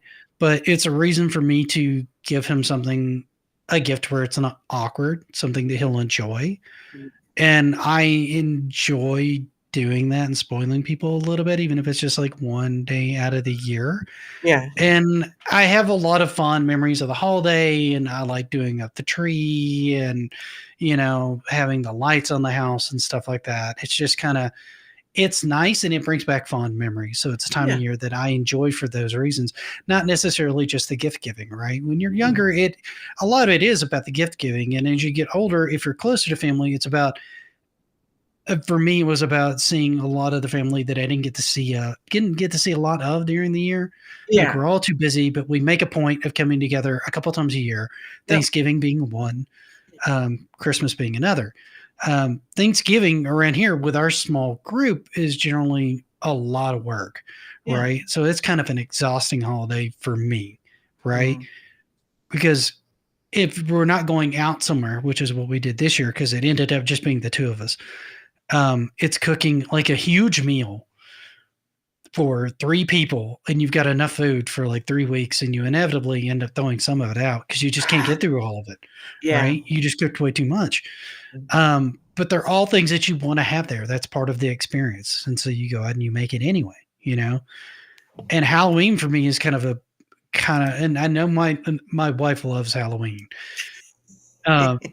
She just likes putting up all the decorations and doing that, and then seeing the little kids and stuff like that. For me, it's a lot of decorating to hand candy out to people who, some people get into it, and it's fun to interact with them because they're into it, and other people are just like, just give me the candy, right? And those are the ones that just kind of ruin it from my perspective, right? Yeah, because it's kind of more about people enjoying the experience you're presenting to them. Right. Yeah. And whether they say anything to you or not, if they just see, like, you see their eyes go up and then you get a wow or neat, or they point out something that they liked, that makes it worth putting up the decorations and going through the hassle. Yeah. It's not, I'm not going to point out and say everyone is. It's just that there is a point that some people make of, being for the gifts, whether it be the kids or whatever.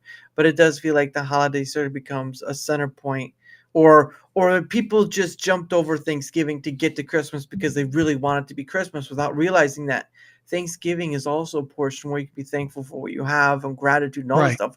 Or you can, insinuate that into Christmas as well, because Christmas is sort of that time of period to be thankful for what you have and all this stuff. But it was just a weird thing to see people jump from Halloween to wanting to be Christmas. And there's like this little thing right here called November.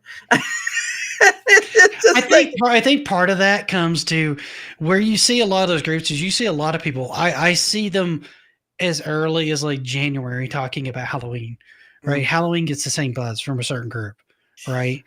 And it's all, and I think what it comes down to is just the vibe you get, right? Because there's a certain vibe to Halloween and there's a certain vibe to Christmas. And it partially has to do with the pageantry of the holiday, right? Yeah. You've got all the decorations and stuff, and then there's certain dishes you only cook certain times a year, and Thanksgiving fits into that too. But Thanksgiving is more, I feel like that becomes more of a family focused holiday, right? It's kind of a more like, not for people who are cooking tons of food, right? But there's less preparation involved in Thanksgiving, it feels like, than there is the other holidays, right? There's a lot of prep work to do for Halloween. There's a lot of prep work to do for Christmas, depending on how you want to do Christmas. Like, I'll start shopping early, and I started doing that years ago because we used to get like multiple bills in a row right in December when our finances were hit the worst for the holiday. So I would start buying things or setting things up for the holiday early, so that by the time we hit like Black Friday or the 1st of December, we were kind of done. And then it was all about setting things up and enjoying, like, if we want to make fudge or pies or cookies, or go see lights, or go see a movie, or, have another party with friends or whatever. We have that flexibility, right? We're not in a rush, right? We're done. We could just chill and enjoy the season. Yeah. Because I think people sometimes build their whole lives around the holiday, and then once it's come, it's like they set up for the next one. But Luke said, "Hallow Thanksmas." Hallow Thanksmas, yeah. And then he says, Nick sounds like a Grinch. I love Christmas. What are you talking about? Hey, come on. Just because he has a beard and may look like a little... I've been talking nice about Christmas this whole daggone time. You people shut up. Yeah, Luke, come on. Don't be that mean. You're going to get coal. That's what you're going to get. He wakes up and he finds this crate outside his door. And he's like, I don't remember getting this. And he just goes to open it up. And it's just nothing but coal. It's like... Just nothing but coal. That's right. Who the hell sends coal to somebody? What the? Jeez Louise. But you know what? You can keep warm with coal, so I won't argue with that. That's right. That's right. But I think it takes a longer time to get coal activated for a fire, though. I think. Like you Uh, like charcoal, right? Like you do charcoal for like the like grilling and stuff. yeah, it Like takes about 10, 15 minutes to get it up to temp. I cook on a charcoal grill all the time. yeah. So Yeah. Oh, he's saying Luke is saying you're trashing Halloween. You leave Halloween alone. I'm not trashing Halloween. My wife loves that holiday more than I do. Yeah. I still try to decorate for it each year. We try to get something set up for it. It's Uh, not been a lot the last couple of years because like neither one of us has had a ton of time to be able to set up for it. mhm. And in Christmas, mostly it's just like doing the tree inside. It's not doing as much as would do for Halloween because Halloween she used to love to do, and they used to have some video footage of it. Mm. The whole hallway would have like spider webs and spiders, and we'd have stuff on the outside, and I'd set up sound effects, and we'd have like lighting stuff going on, and it was a whole big thing. But Oh. it would take several weeks to set that up, and that's entry level compared to what a lot of people do for the Mhm. holiday and for Christmas Oh. too. Yep. And then he says, coal is expensive. I'll take it. Hey, you know what? Might as well just give you like little pieces here and there throughout the holiday season. Like, why am I getting this small little thing in my mailbox? What the heck's going on here? Coal of the Month Club. Have you been a naughty boy this year? Well, guess what? Every year you can get a piece of coal.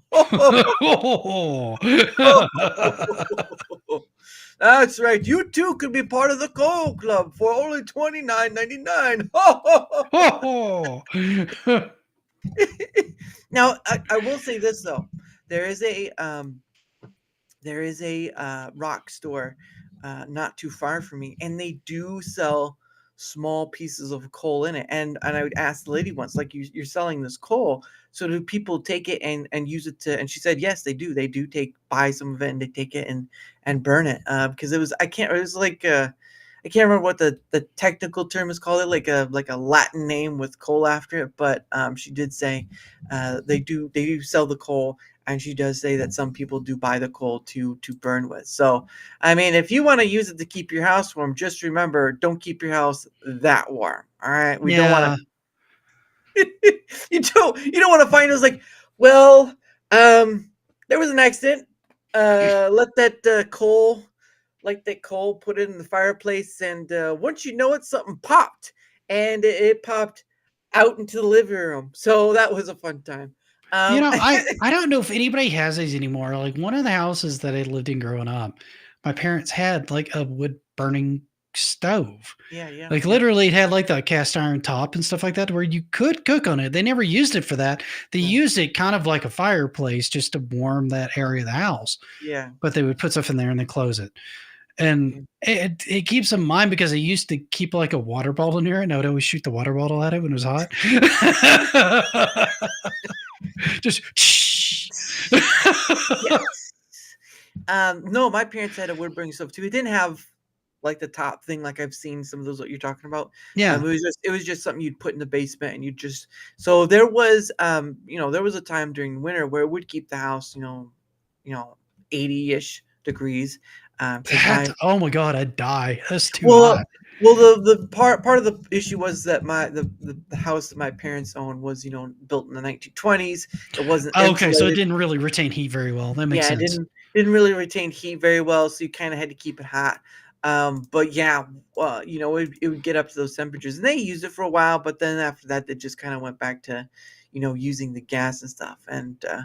And Horror Stream said we had a fireplace, but couldn't use it much because the apartment upstairs would freeze. What? Yeah. Matter of fact, one of the last places I lived in with my parents before I moved out, they had a fireplace right next to the thermostat in the living room. Mhm. And I hated it when Dad would use the fireplace. He's like, "Well, I like using the fireplace. It keeps the house warm." I'm like, "But it turns the heat off because it's right next to the thermostat. Yeah. So it's like 30 degrees in my room right now. I'm wearing because I'm coming out dressed in almost winter gear. Going, can you maybe put out the fire?" Yeah. Yeah, no, that's understandable too. And Luke says my grandparents actually heated their house with coal when I was growing up. Yeah, no, and people used to use oil. used to Yep. oil back in the day to heat their homes. Like the way the house my parents have is they had this little like indent hill. So there'd be an opening up here, and then people would just shovel the coal in that indent to come down, and that's how they would do it back in the old days. They collect it. I think they even still have the old bucket that you would put that coal in to kind of lift it and stuff. Come on, calm it down over there. Come on, keep it clean.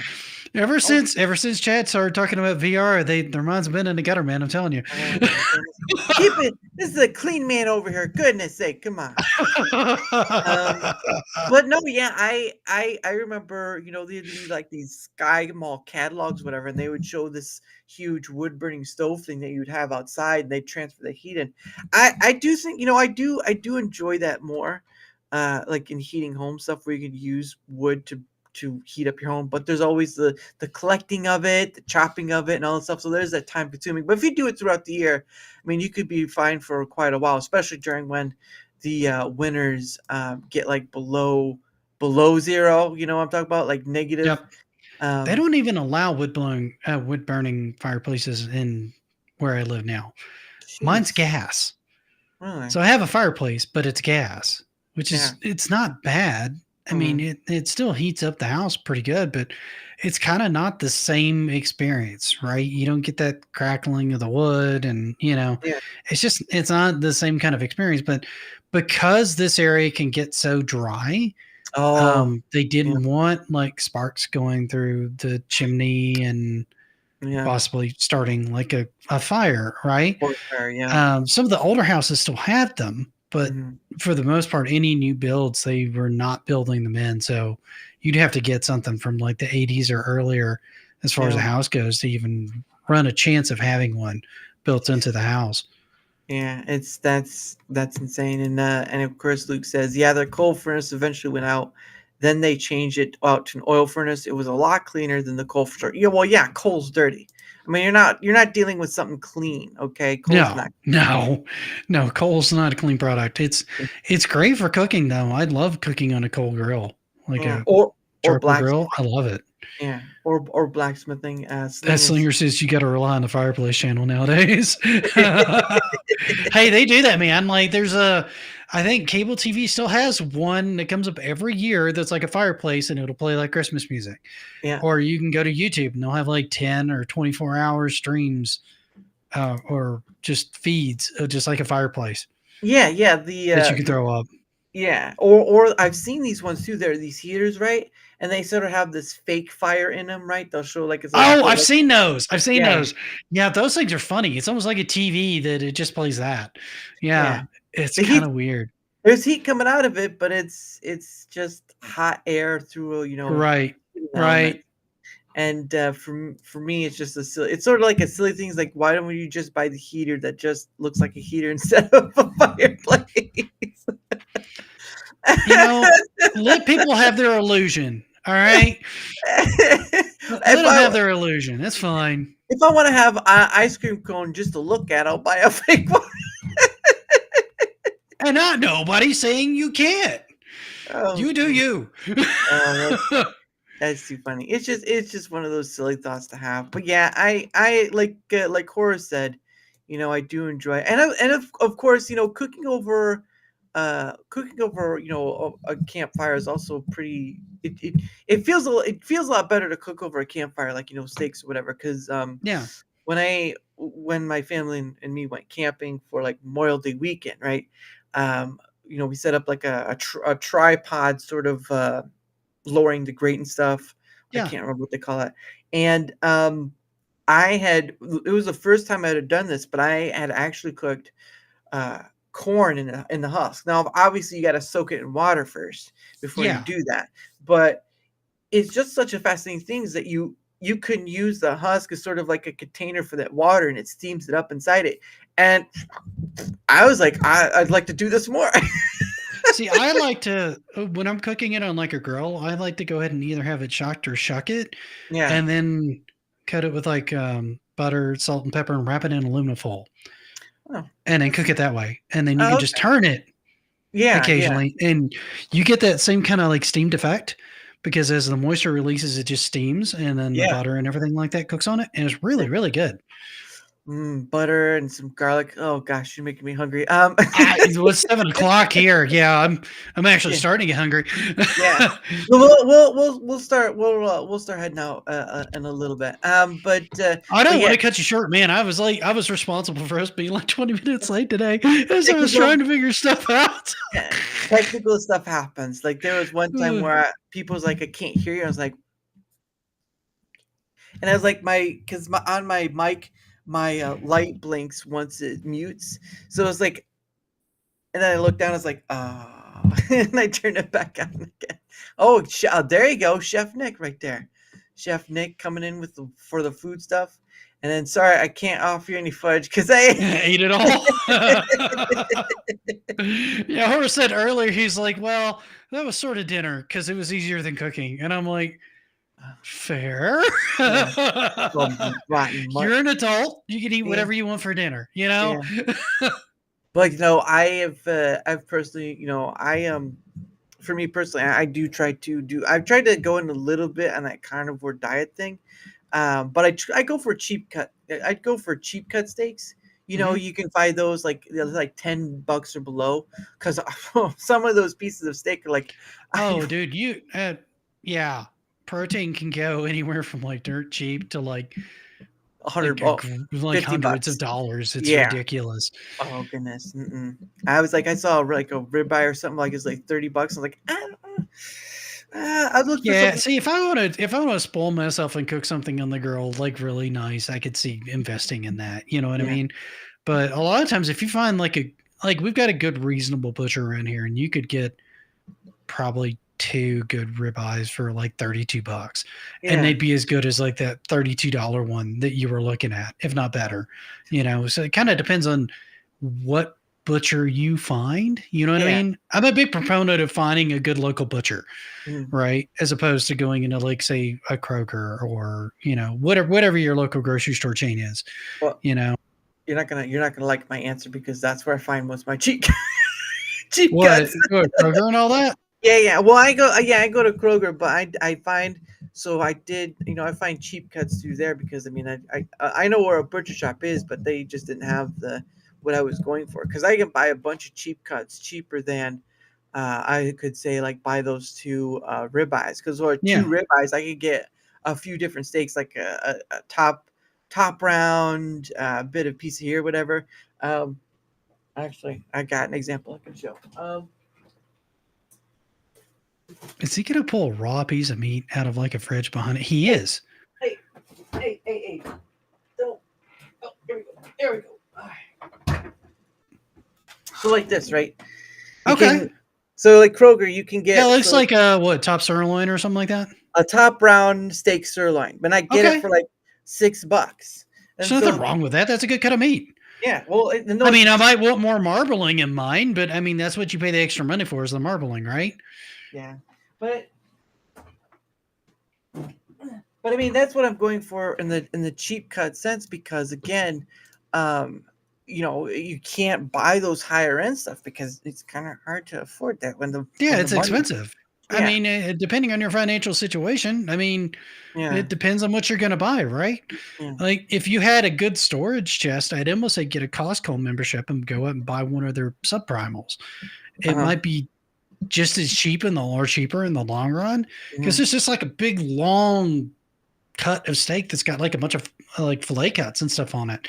They sell those for like 100, but you can get like 20, 30 steaks out of it, depending on how you get it. Right. But then I have to pay for But then you have to pay for the Costco membership.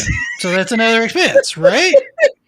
I was like, I don't have one, so I have to pay for that too. It depends. Again, it depends on where you're at financially and what you feel like is more fiscally responsible. I'm not gonna, everybody's in their own spot, man. Yeah. Like I play my own financial game, and everybody else plays their financial game. And giving people shit over it is just dick move, right? Because I started not even being able to afford what you have in your fridge, and you build from there, Yeah, and again, I think the lowest amount I found for a cheap cut was like under $5. I was like, that's yes. I was so proud of my. It's a little thing. You're not going to hear me complain. Take it and run. Because usually they, the cheaper ones are kind of like hiding up in there, and you kind of have to look a bit. Yeah. But yeah, and the Salisbury steak is just a hamburger patty with gravy.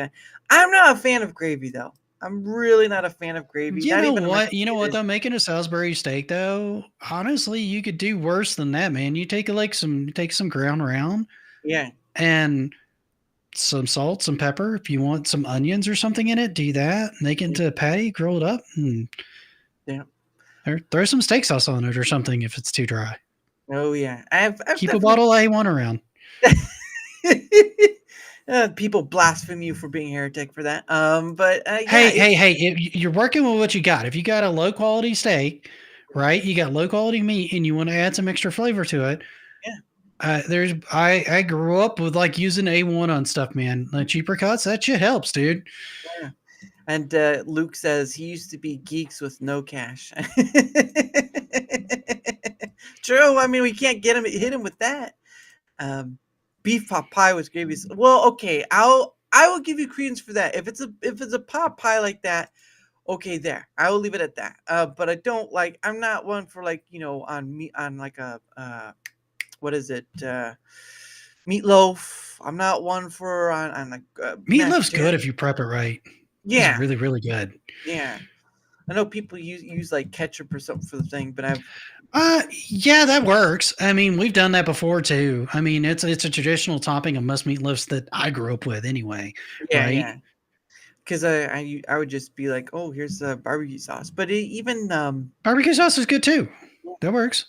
Yeah, it's gosh, now I'm getting real hungry. But well, we got us talking about food. Oh gosh. Talking to us about food and you haven't eaten yet. All right, well, we're going to start closing out. It is getting close to the 2-hour mark, so we're going to start closing out because I do have to not only get to bed for tomorrow, but because I work in the morning. But meatloaf needs ketchup. Well, I could try to do like a barbecue sauce on it, try to change it up a bit. But I mean, I've seen it with like a brown gravy and other sauces too. Usually, meatloaf needs some form of sauce because it gets too dry during the course of cooking the meatloaf. Yeah. So you need something to add as a sauce to put some moisture back into it. Ooh, now that's good right there. But includes bacon. All right. You added bacon. I'm sold. Look, guys, hold on. There's bacon in it. All right, done. Let's get going. Everything is better with bacon. Well, it depends. You can get thick cuts and you can get thin cuts. So there's that. And then Luke says, maybe I'm weird, but I love those Salisbury steak frozen meals. I mean, they're great. It's just they're not that healthy for you. There's nothing wrong with those. And I eat plenty of frozen meals, trust me. But the problem I have with them is like the insane sodium content, particularly on some of the Salisbury steak ones and stuff. If you look at the sodium, sometimes it's like 1,000 milligrams on some of them, and you're like, what? Yeah. Why?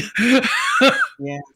And of course, he says meatloaf must have ketchup, or I'm not eating it. Well, do you make your food you want? Make your food you want because I'll say it's your meatloaf. Put what you want on it. If you want to put more meatloaf on it, then do that. If you want to put the actual meatloaf on it, then you might want to be careful of that because I don't know how much it costs. But anyway. So we're gonna... If you want to ground a bunch of Wagyu and make a meatloaf out of it, then be my guest. I'm going to look at you funny, but it's your food.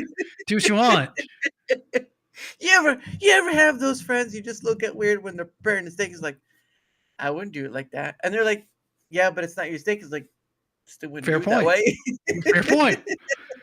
It's like there's this one dude on YouTube that used to do this but better thing where he would take like a fast food item and he would do it better. Yeah. And I'm like, but some of the stuff would be stupid. Like he'd take a McDonald's burger and he would buy like Wagyu beef. And I'm like, well, yeah, no shit. Yeah, duh. Of course it's going to taste better. You spent $200 on the beef. It's a $1 burger. Oh, goodness. And then, of course... Goodness. Luke says when you're poor, you're not worried about sodium, of course. And I want meatloaf with my I want meatloaf with my ketchup. That's worded weird. I thought you want ketchup with your meatloaf. It's a little strange over here. But Apparently, yeah, his meatloaf is a carrier for ketchup, much like that, how people treat cake as a carrier for frosting. there you go. Now I don't. I can only tolerate whipped frosting or buttercream. Those are the only ones I tolerate because the sugar, huge sugar ones, doesn't taste good. It's Yeah, just yeah. Especially as you get older, it can be a bit much. yeah. That's when you just take it and like turn it into a little ball and just fling it at children just to have some fun with it. But no more eggs, no more TP. Just take these like sugar high icing and just put it in a ball and just throw it at children when they walk by during Halloween. They'll really get the meaning of Somebody's got like what they think is a snowball coming in, but there's been no snow. And they don't know what it is. why does this taste like icing? That's what you get.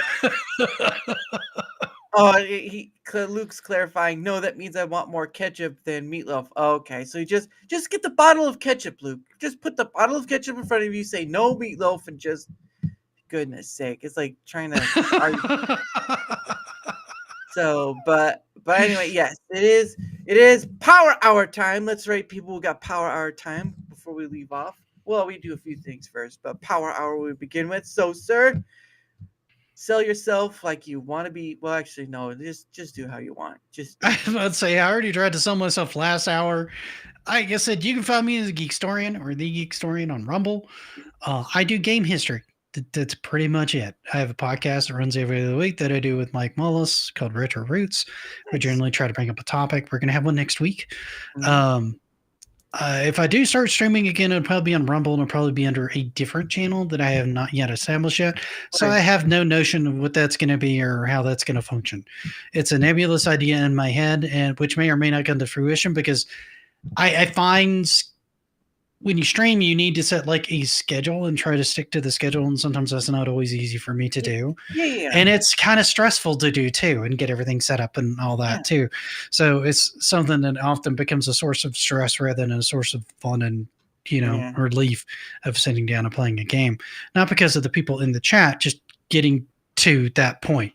You know what I mean? Can sometimes be a pain. Anybody that's done stream anything has felt that before. Yeah. Right. I've So- I've gotten it down to science where because I use Canva to make my thumbnails and of course I use Rumble Studio to stream out too. But I've gotten it down to the point where it doesn't take me very long to make a thumbnail now because I do have a template of sorts that I kind of use with everyone. I just changing it up here and there, and then of course writing the description and stuff I have a little help with. So it really doesn't take me more than maybe half an hour, 45 minutes to set up the next stream once I know all my stuff. But I mean, everyone's different in how they go about it. It's just I'm trying to do a more efficient process of doing it. It's not like being like factory made, because I don't want to be like factory made because it just be like, oh, stamp this. But red is my color. Some things work better, good with red as a color, and it just goes on from there. So yeah. And I think that's kind of how I want to approach it. I kind of want to set up like a sheet where I kind of determine what I'm going to play, when I'm going to play it. And then I can get ahead on thumbnails for various things. And so that way I can just kind of place things and go, right? Yeah. Or if I pay for Rumble Premium, which I'm thinking about doing, I can schedule things further out in advance. And then that'll make it a little bit more efficient still because I can have multiple streams scheduled. Three streams. If you have premium. Yep. So that I can kind of just click the button and go. Yeah. A lot of times, and that'll make my life easier. Yeah, up to 8 days, and then up to 3 streams. You can stream set up to. You can't do it through. You can do the 8 days through Studio, but you can't do up to 3 streams yet in Studio. So there's that. I don't really use Rumble Studio. I just use OBS. Yeah. Even my layout works easier for me on OBS. The flexibility helps me specifically. So yeah, no, I'm just saying that as sort of a reminder if people do use Rumble Studio. But yeah. Rumble Studio is a good product for people who are like actively using it. It reminds me a lot of. There was another product that worked like it. StreamYards. Yeah. It reminds me a lot of StreamYards, just, free. Yeah, free. It's free in a lot of different places. And then Luke says the greatest of all historians. And then he says the streaming channel needs to be called Nicholas Rage. And we get to watch you play Adventure Island and Ninja Gaiden. Adventure Island is a terrible game. Ninja Gaiden is a great game. Matter of fact, there's a new one of those coming out. I really want to pick up when it comes out. Nice. It looks like a lot of fun. Nice. It's awesome. I've only heard of Ninja Gaiden, but Adventure Island I've not heard of. So Adventure Island is you got some it's behind a you. weird game. She has Chick-fil-A to your left. Oh, my wife brought me Chick-fil-A. Yeah. Oh, Well- I'm a happy camper now. Yeah. Well, we'll try to get through this quickly so you can enjoy it. Because otherwise I'm going to start. Well, yeah, people would like it if you ran it longer, because people like to make fun of me for eating on stream. I try not to do that because it's just I kinda don't rude. like eating on stream to begin with. How that started was as I was streaming with DJC Mm, like yeah. every Wednesday or every Thursday, yeah. and he would start his stream at like 9:30 his time, which was like 7:30 my time, which is when we always eat dinner. Yeah. And I'm like, so you guys are complaining because I've gone through my whole day. I'm starving. Yeah. We can't get food out any faster because of the way our schedules work, Yeah. right? So I'm going to eat. Yeah. Live with it. Yeah. It's always when you hear that and all that I would stuff. try to mute the mic so people didn't have to hear me eating. Oh god! Just the noise alone, like oh, quit it! I can hear you. Quit it. All right, but again, for men's tribute. Oh. So the dog's going to bed. Okay. oh. Nick's mob nickname is Nicky Snacks. Hey, that's not a bad name. Next. Nicky Snacks. I'll take it. But anyway, his links are down below on either the Rumble side or YouTube side. And of course, from my end of things, whether you're on the Rumble side or YouTube side, if you wouldn't mind leaving a like, sharing the content, leaving a follow, comment, anything that helps with the engagement factor is much appreciated, because not only does it help me being seen more, but it also helps them bringing people on as guests, because usually there's a person who comes on and there are people that follow them, and that gives me an opportunity to ask those people that follow them if they'd like to come on. And you don't have to be a creator to do it. I've had creators, I've had non-creators. It doesn't matter. If you want to come on and have a conversation, the door is open. And if you want I'm going to drag Luke back on here so we can all make fun of Luke again. yeah, well, Luke makes his own fun. But if you want to see where else I'm at, I feel like we could take that a very wrong way. Sorry, continue. I'll let you. But anyway, down in the description below, like with Geekstorian stuff, I have a link down there. You can go to that link. You can see where else I'm at. If you'd like to take up the opportunity to come on, guess what? You can leave a comment in either Rumble or YouTube, and go to that link and find me at my other places. Because again, I am not just a creator spotlighter deal. I am a person-to-person sort of conversational deal. Because again, as you saw, we did like 2 hours of this, and we went all over the place, and we ended with food of all reasons. Ended with food. That just shows how hungry you we are. know, that happens almost every time. I feel like it's intentional.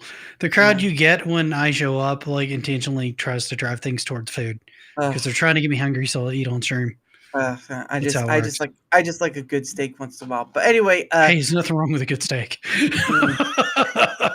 just don't get one with an eye still in it. But anyway, any help with the engagement factor is much appreciated. Of course, my link down below if you guys want to see where else is at. And of course, Luke says Nick loves Adventure Island. Ask him about the bees. And then he says, I make fun of myself. I'm an easy target. Look, go for it. All I'll say is go for it. Hey, Big Block. What is it, good sir? Well, you just came at the end, Big Block. I'm sorry to say. It's a shame. And to clarify what he means about the bees, at the end of the very first stage, there is a hidden item that's a bee, because that's Hudson Soft's mascot was like a bee, that would give you unlimited continues. Otherwise, you had like 2 continues, and then you couldn't continue anymore. Jeez. So in order to enable the unlimited continues, which probably should have just been the default of the game because it's ridiculously hard, they hit it as like an item you have to like find at the end of like one of the stages. Jeez. And when people explain that to me and I found it, I'm like, this is the dumbest thing I have ever seen. Why would you put this in? Why wouldn't you just make it normal? This is retarded. Why? Why would you do this? Now that just sounds like dumb game design, or maybe they wanted to make it hard for you because they thought, oh, if they don't make it hard enough, they'll just complain or whatever. And It's around the same era where they just made games hard because they didn't want you to beat it on a weekend rental, right? that's true. And of course, tomorrow at 7 p.m. Eastern. Of course, he was in the chat, but Slinger Games will be on tomorrow at 7 p.m. Eastern. Looking forward to that, good sir. Luke says he banned us all over talking about the beat. Well, you know what? Sometimes you deserve a little slap on the hand. All right, you deserve People a little... kept pushing, and I told them they were going to get banned if they kept that shit up, and they did. And I'm like, all right. So I just got it out. Well, the best Need to do a couple more hours. The best I can give you is maybe 5 to 10 more minutes. That's a big block. Yeah, it's pretty awesome, dude. But yeah, tomorrow, 7 p.m. Eastern, Sling Games come on. And again, guys, next week will only be a few days because again, it's the holiday, and of course, the week after that will be holiday stuff too because I am taking time off. I was lucky enough that I had enough time to take off for the 23rd, and then I took 2 days off for the New Year's Eve week because otherwise I'd lose personal time. If you don't use it up, it gets redone over every year at my work, and I really wanted to have some time off. I took 3. So what I did is I took 3 days off for the Thanksgiving week because where my work we get Thanksgiving and Black Friday off. So I turned 3 days into 8 days. But if I had saved at least if I had just saved 2 of those days for this 2 extra days for this sort of holiday weekend, I would have turned 5 days into, let's see, the 21st to, oh, hey, Big Block. Oh, okay. Oh, thank you for that. So if I had saved 2 days for this week or holiday week, I would have turned 5 days into one week and 1, 2, 3, 4, 12 days. So I'd have turned it into, no, wait, that'd be 11. So if I'd save 5, I'd have 5 vacation days for 11. Yeah, I guess it pays for itself in a bit, but yeah. Oh no, thank you for being here, Luke. Yeah, and of course Rumble Studio acted up, so I couldn't pull up your chats in Rumble Studio. But that explains why I wasn't seeing anything from Luke because I just stopped seeing stuff from like YouTube at some point. Yeah. I'll let them know. I let them know last time, and they were able to get to it, but it happened again. So no, and thank you, Big Block. Yes, we were getting to that. So again, tomorrow, 7 p.m. But of course, the last part of this is called Questions from a Hat. Now when you were here last time, I didn't have this. I don't believe. Oh no, you did have this because you asked me like one of the questions on it. Like, I think if I suddenly got like $1 million, what would be the first thing I did with it? Tax free. Yeah. Well, now I've added more stuff to this. So I did, of course, I got this. And of course, as usual, the guest gets 2 freebies. But since Big Block decided to give a Rumble rant, that's now 3 questions from the hat. Again, guys, not monetized on YouTube. But if you want questions pulled from the hat, you can give a ring on Rumble. Doesn't matter the amount. I don't care the amount. But it's the only way you're going to get another rant pulled out of the hat or another question pulled out of the hat until one day I'm monetized on YouTube. And even that's a bit of an iffy one because how YouTube is. So anyway, let's start with YouTube's funny about that. It takes a long time even once you hit the right number. Yeah. Let's see. I'll pull out the question. My eyes are closed. I'm not looking at that. I'm feeling it's sort of like putting your hand in spaghetti and thinking it's like worms and stuff. That's not the case here. There we go. So here's the first one.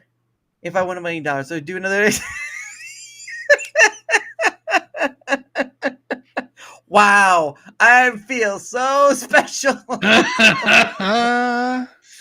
Oh man, you guys are fun. So this question is, if you could instantly master any musical instrument without practicing, which would you pick?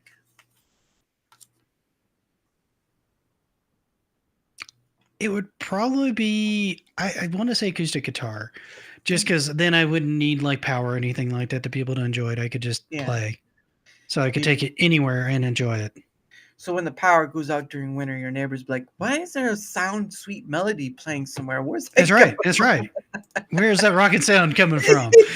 Where am I being serenaded to? Where is this going?" It's all a trap. Peter Piper's calling with his acoustic guitar. All right, here's question number 2. Let's see what it says. Got the post-it note stickiness to this. Okay. This one is, this was an easy one. Do you prefer the beach or the mountains?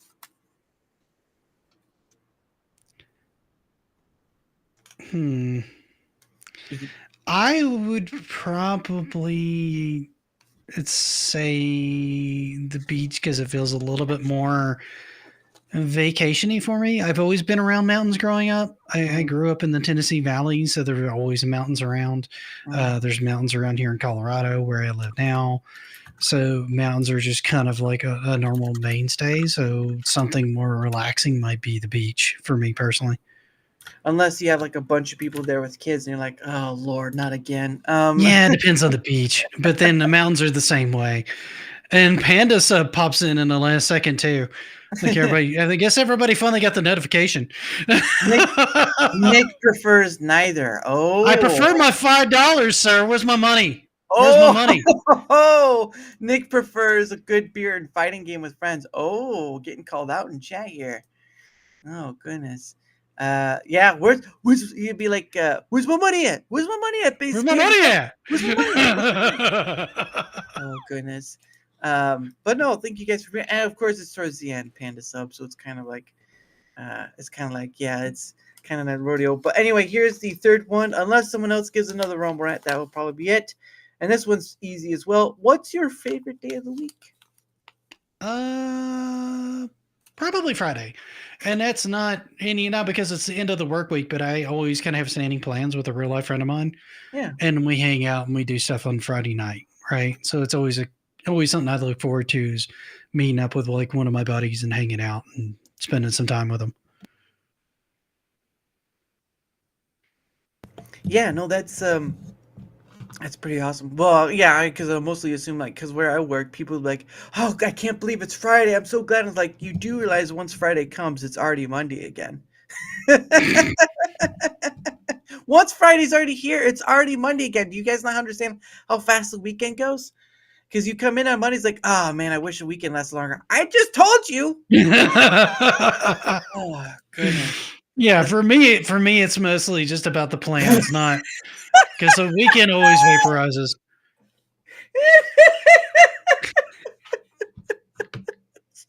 All right, here we go. Block's gonna keep giving like $1, so until you run out of questions in the hat.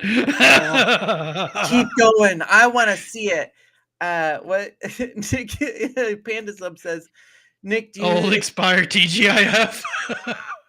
If so, I got your $5. Oh, I don't know, man. You didn't even offer me that Snickers you offered Mario. We got beef now. Uh-oh. Yeah, well, it depends. Was it a fun size or was it the real deal? If it was fun size, I think it's probably the fun size. I don't think Panda can afford the real deal. I hear a brawl going on in here. All right, well, here's another one. Here we go. What's a movie or book that changed the way you look at everyday things? Movie or book? I honestly can't think of one that really changed like my worldview. Right?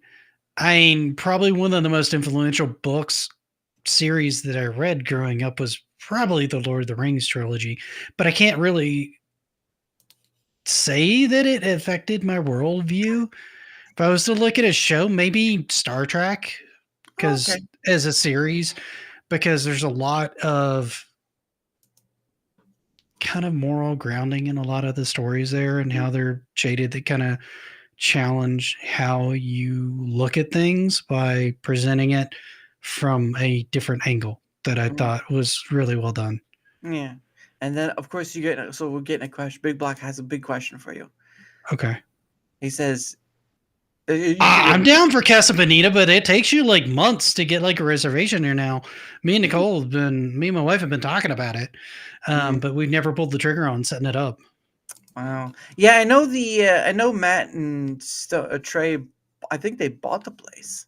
Parker. Yeah, they did. They Yeah. did, and they completely because they grew up in Colorado, so they wanted to kind of keep it a viable place. So they bought it, they refurbished it and cleaned everything up, right? Because it was in pretty bad shape. Yeah. And they only really added one South Park affectation, is my understanding, and that was a Cartman eating sopapillas on the second floor, I think. Yeah. So I think that's the only thing they added in there that was like really South Park related. Yeah. Other than that, they wanted to keep it kind of like the Casa Bonita that they remembered, right? Yeah. Which I thought was cool. Yeah. Well, and I think there was a story where they kind of ran into some issues. What? Like, what? What? Oh. Uh-oh. What happened? Hang on. I think you just have to refresh a bit or something. I did. Oh. I don't know why that happened. It just said application had an error, and I'm like, what happened? Yeah, if that happens, I have to take a picture of it because that happened to me yesterday. And a Panda sub said Nick's favorite book is Game of Thrones. He knows I don't like that series. I read the first book and I didn't really enjoy it, so I just wrote it off as something that's not for me. Right? I'm not a big fan of it. And I have a list of reasons that I am not a fan, but it's no shade on anyone. And if you enjoy the world and you enjoy his writing, then by all means continue to enjoy it. No, he came back, Panda sub. Look, there he is, right there. You see his face. You see his jolly face. He was just hoping he wouldn't have to pay me that $5. I guess my debt is done. Look, no, sir. No, sir. That $5 is burning a hole, but it's That's not right. burning I'm a going to hole. crawl out of the grave to get that $5. He comes, you're gone, and he comes to visit you. He's like, oh, I feel so sad. Then your like bony hand comes out and grabs him by the throat. Where's my money? You know what? That's where they should have. That's where a horror movie should end, right? You have a horror movie about all this awful stuff, big corporation guy, and then the guy who mistreated him, all that stuff, comes back to visit his grave, and he kind of comes down to lay the flower, and then all of a sudden, where's my money? Where's my money? And then you just end it that way, and it's like, I don't think that really happens. And they're like, I don't know if it has either. Just have them drag them under to get their money back. Stay with me here for my money. Oh my goodness. But yes, that actually, you know what? That's the one. Before we go, the one thing that gets me about horror movies is how idiotic they make the people in it. I think they do that intentionally. That way you don't actually get attached to any of those characters. So when they die, you're like, oh, thank God I don't have to deal with that person anymore. Because you're rooting for the bad guy in those films, right? I mean, almost every person in a Jason film is like the worst caricature. And you're like, how have you lived this long without somebody killing you? Like, seriously. Oh no, Jason's here. Oh, I could have tripped over myself. Oh. Yeah, or, it's just like the worst people ever. The most sexist, the most everything, everything's just dialed up to like 12 because they don't want you liking the people that are going to get killed. Because then when they kill them, you don't get offended about it. You're like, okay, they're dead. I think the one movie that did it pretty well comedically was what was it? It was the Tucker and Dale versus Evil. That was the one. That was a horror movie that did. I mean, they got gory at some parts, but the gory was kind of overshadowed by all the hilarity to it. And yeah, that was. I just some horror movies. There are some like a very few horror movies I can watch. The rest of them are just people don't get smart. The one that I enjoyed the most was kind of there's like two that I think were pretty good. I thought the first Scream movie was really good because they were doing a horror movie while doing a satire on horror movies, which I thought was kind of clever. And then Tucker and Dale versus Evil. Yeah. That one's a lot of fun. Yeah. And we'll read that. Geekstorian is one of the best channels that Roman needs to promote more. We need more of his talents on this platform, in my opinion. Which is right because in always right. Well, you know what? If you're in always right, then you're right. Doesn't get you out of the $5, sir. Oh. Yeah, you're not wrong, Blip Blap. It's very dumb when they have to go. Guys, I And I didn't get lost this time. So now I'm holding down the fort. Dara has to come back. Yep, I'm back. All right. So it's not just me. Well, no, I'm glad it happened because now I took a photo of it and I'm going to send it to support and they'll have a physical representation of what happened. So usually it helps. So if people want a better response from Rumble support, it's better to have a physical look of your issue, right? So say Yeah. of chat, I take a picture of Rumble Studio chat and I take a picture of the YouTube chat and I say, this is the issue going on. And I give it to him because you could give an essay. And this just cuts down writing an essay. So there's that. But I'm glad that happened because then I can give it to him and say, look, this has been happening for the past few days. Didn't take a picture of it now, but here's the issue. Can you guys look into it? And hopefully they will. So there's that. But anyway, that is the end of the show before we get canceled by Rumble Studio itself. And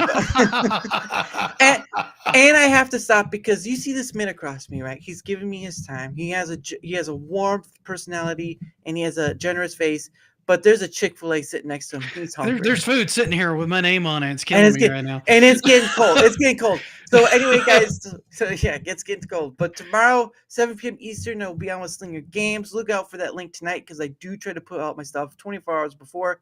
Not 24 hours, but I do try to do it the night before because a lot of creators, it seems they do like an hour or half an hour. They put the link out for all this stuff. And I'm just like, why wait? Why wait? So, but anyway, guys, tomorrow, 7 p.m. Eastern. Hope to see you all there. And as always, they say, Luke's Awakening says, I sent Rumble support a picture of me. They said they couldn't fix ugly. There's only so much you can do, man.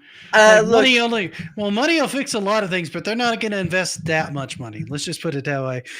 Hey, I heard Maybelline could work issues, but man, some days. But anyway, as always, as I end the show with One Day With You by Pogo, and of course, if you want to check where his other stuff is at, you can check out the link below on either end. It will take you directly to his channel, and you can find all the stuff that I've used there. So anyway, guys, hope to see you tomorrow, 7 p.m. Eastern. Thank you again, Geekstorian. You, of course, you are always welcome to come back, good sir, when the schedule allows it, because I know we were kind of scheduling it. Hey, anytime you've got an opening and you need to fill it, let me know. If I can work it in, I'll work it in. Absolutely. Hey, no problem. Yeah, I will take it because some holes, sometimes they need a good fill on. And I was trying to get a joke out of that, but that's not going to work. But anyway. Yeah, don't go that route. We had Chad in here a little while ago. That could take another 30 minutes to calm down. I tend to bury the guests. No, I'm joking. But anyway. Well, that went a new direction. See you all tomorrow, guys. Bye. Night, everybody.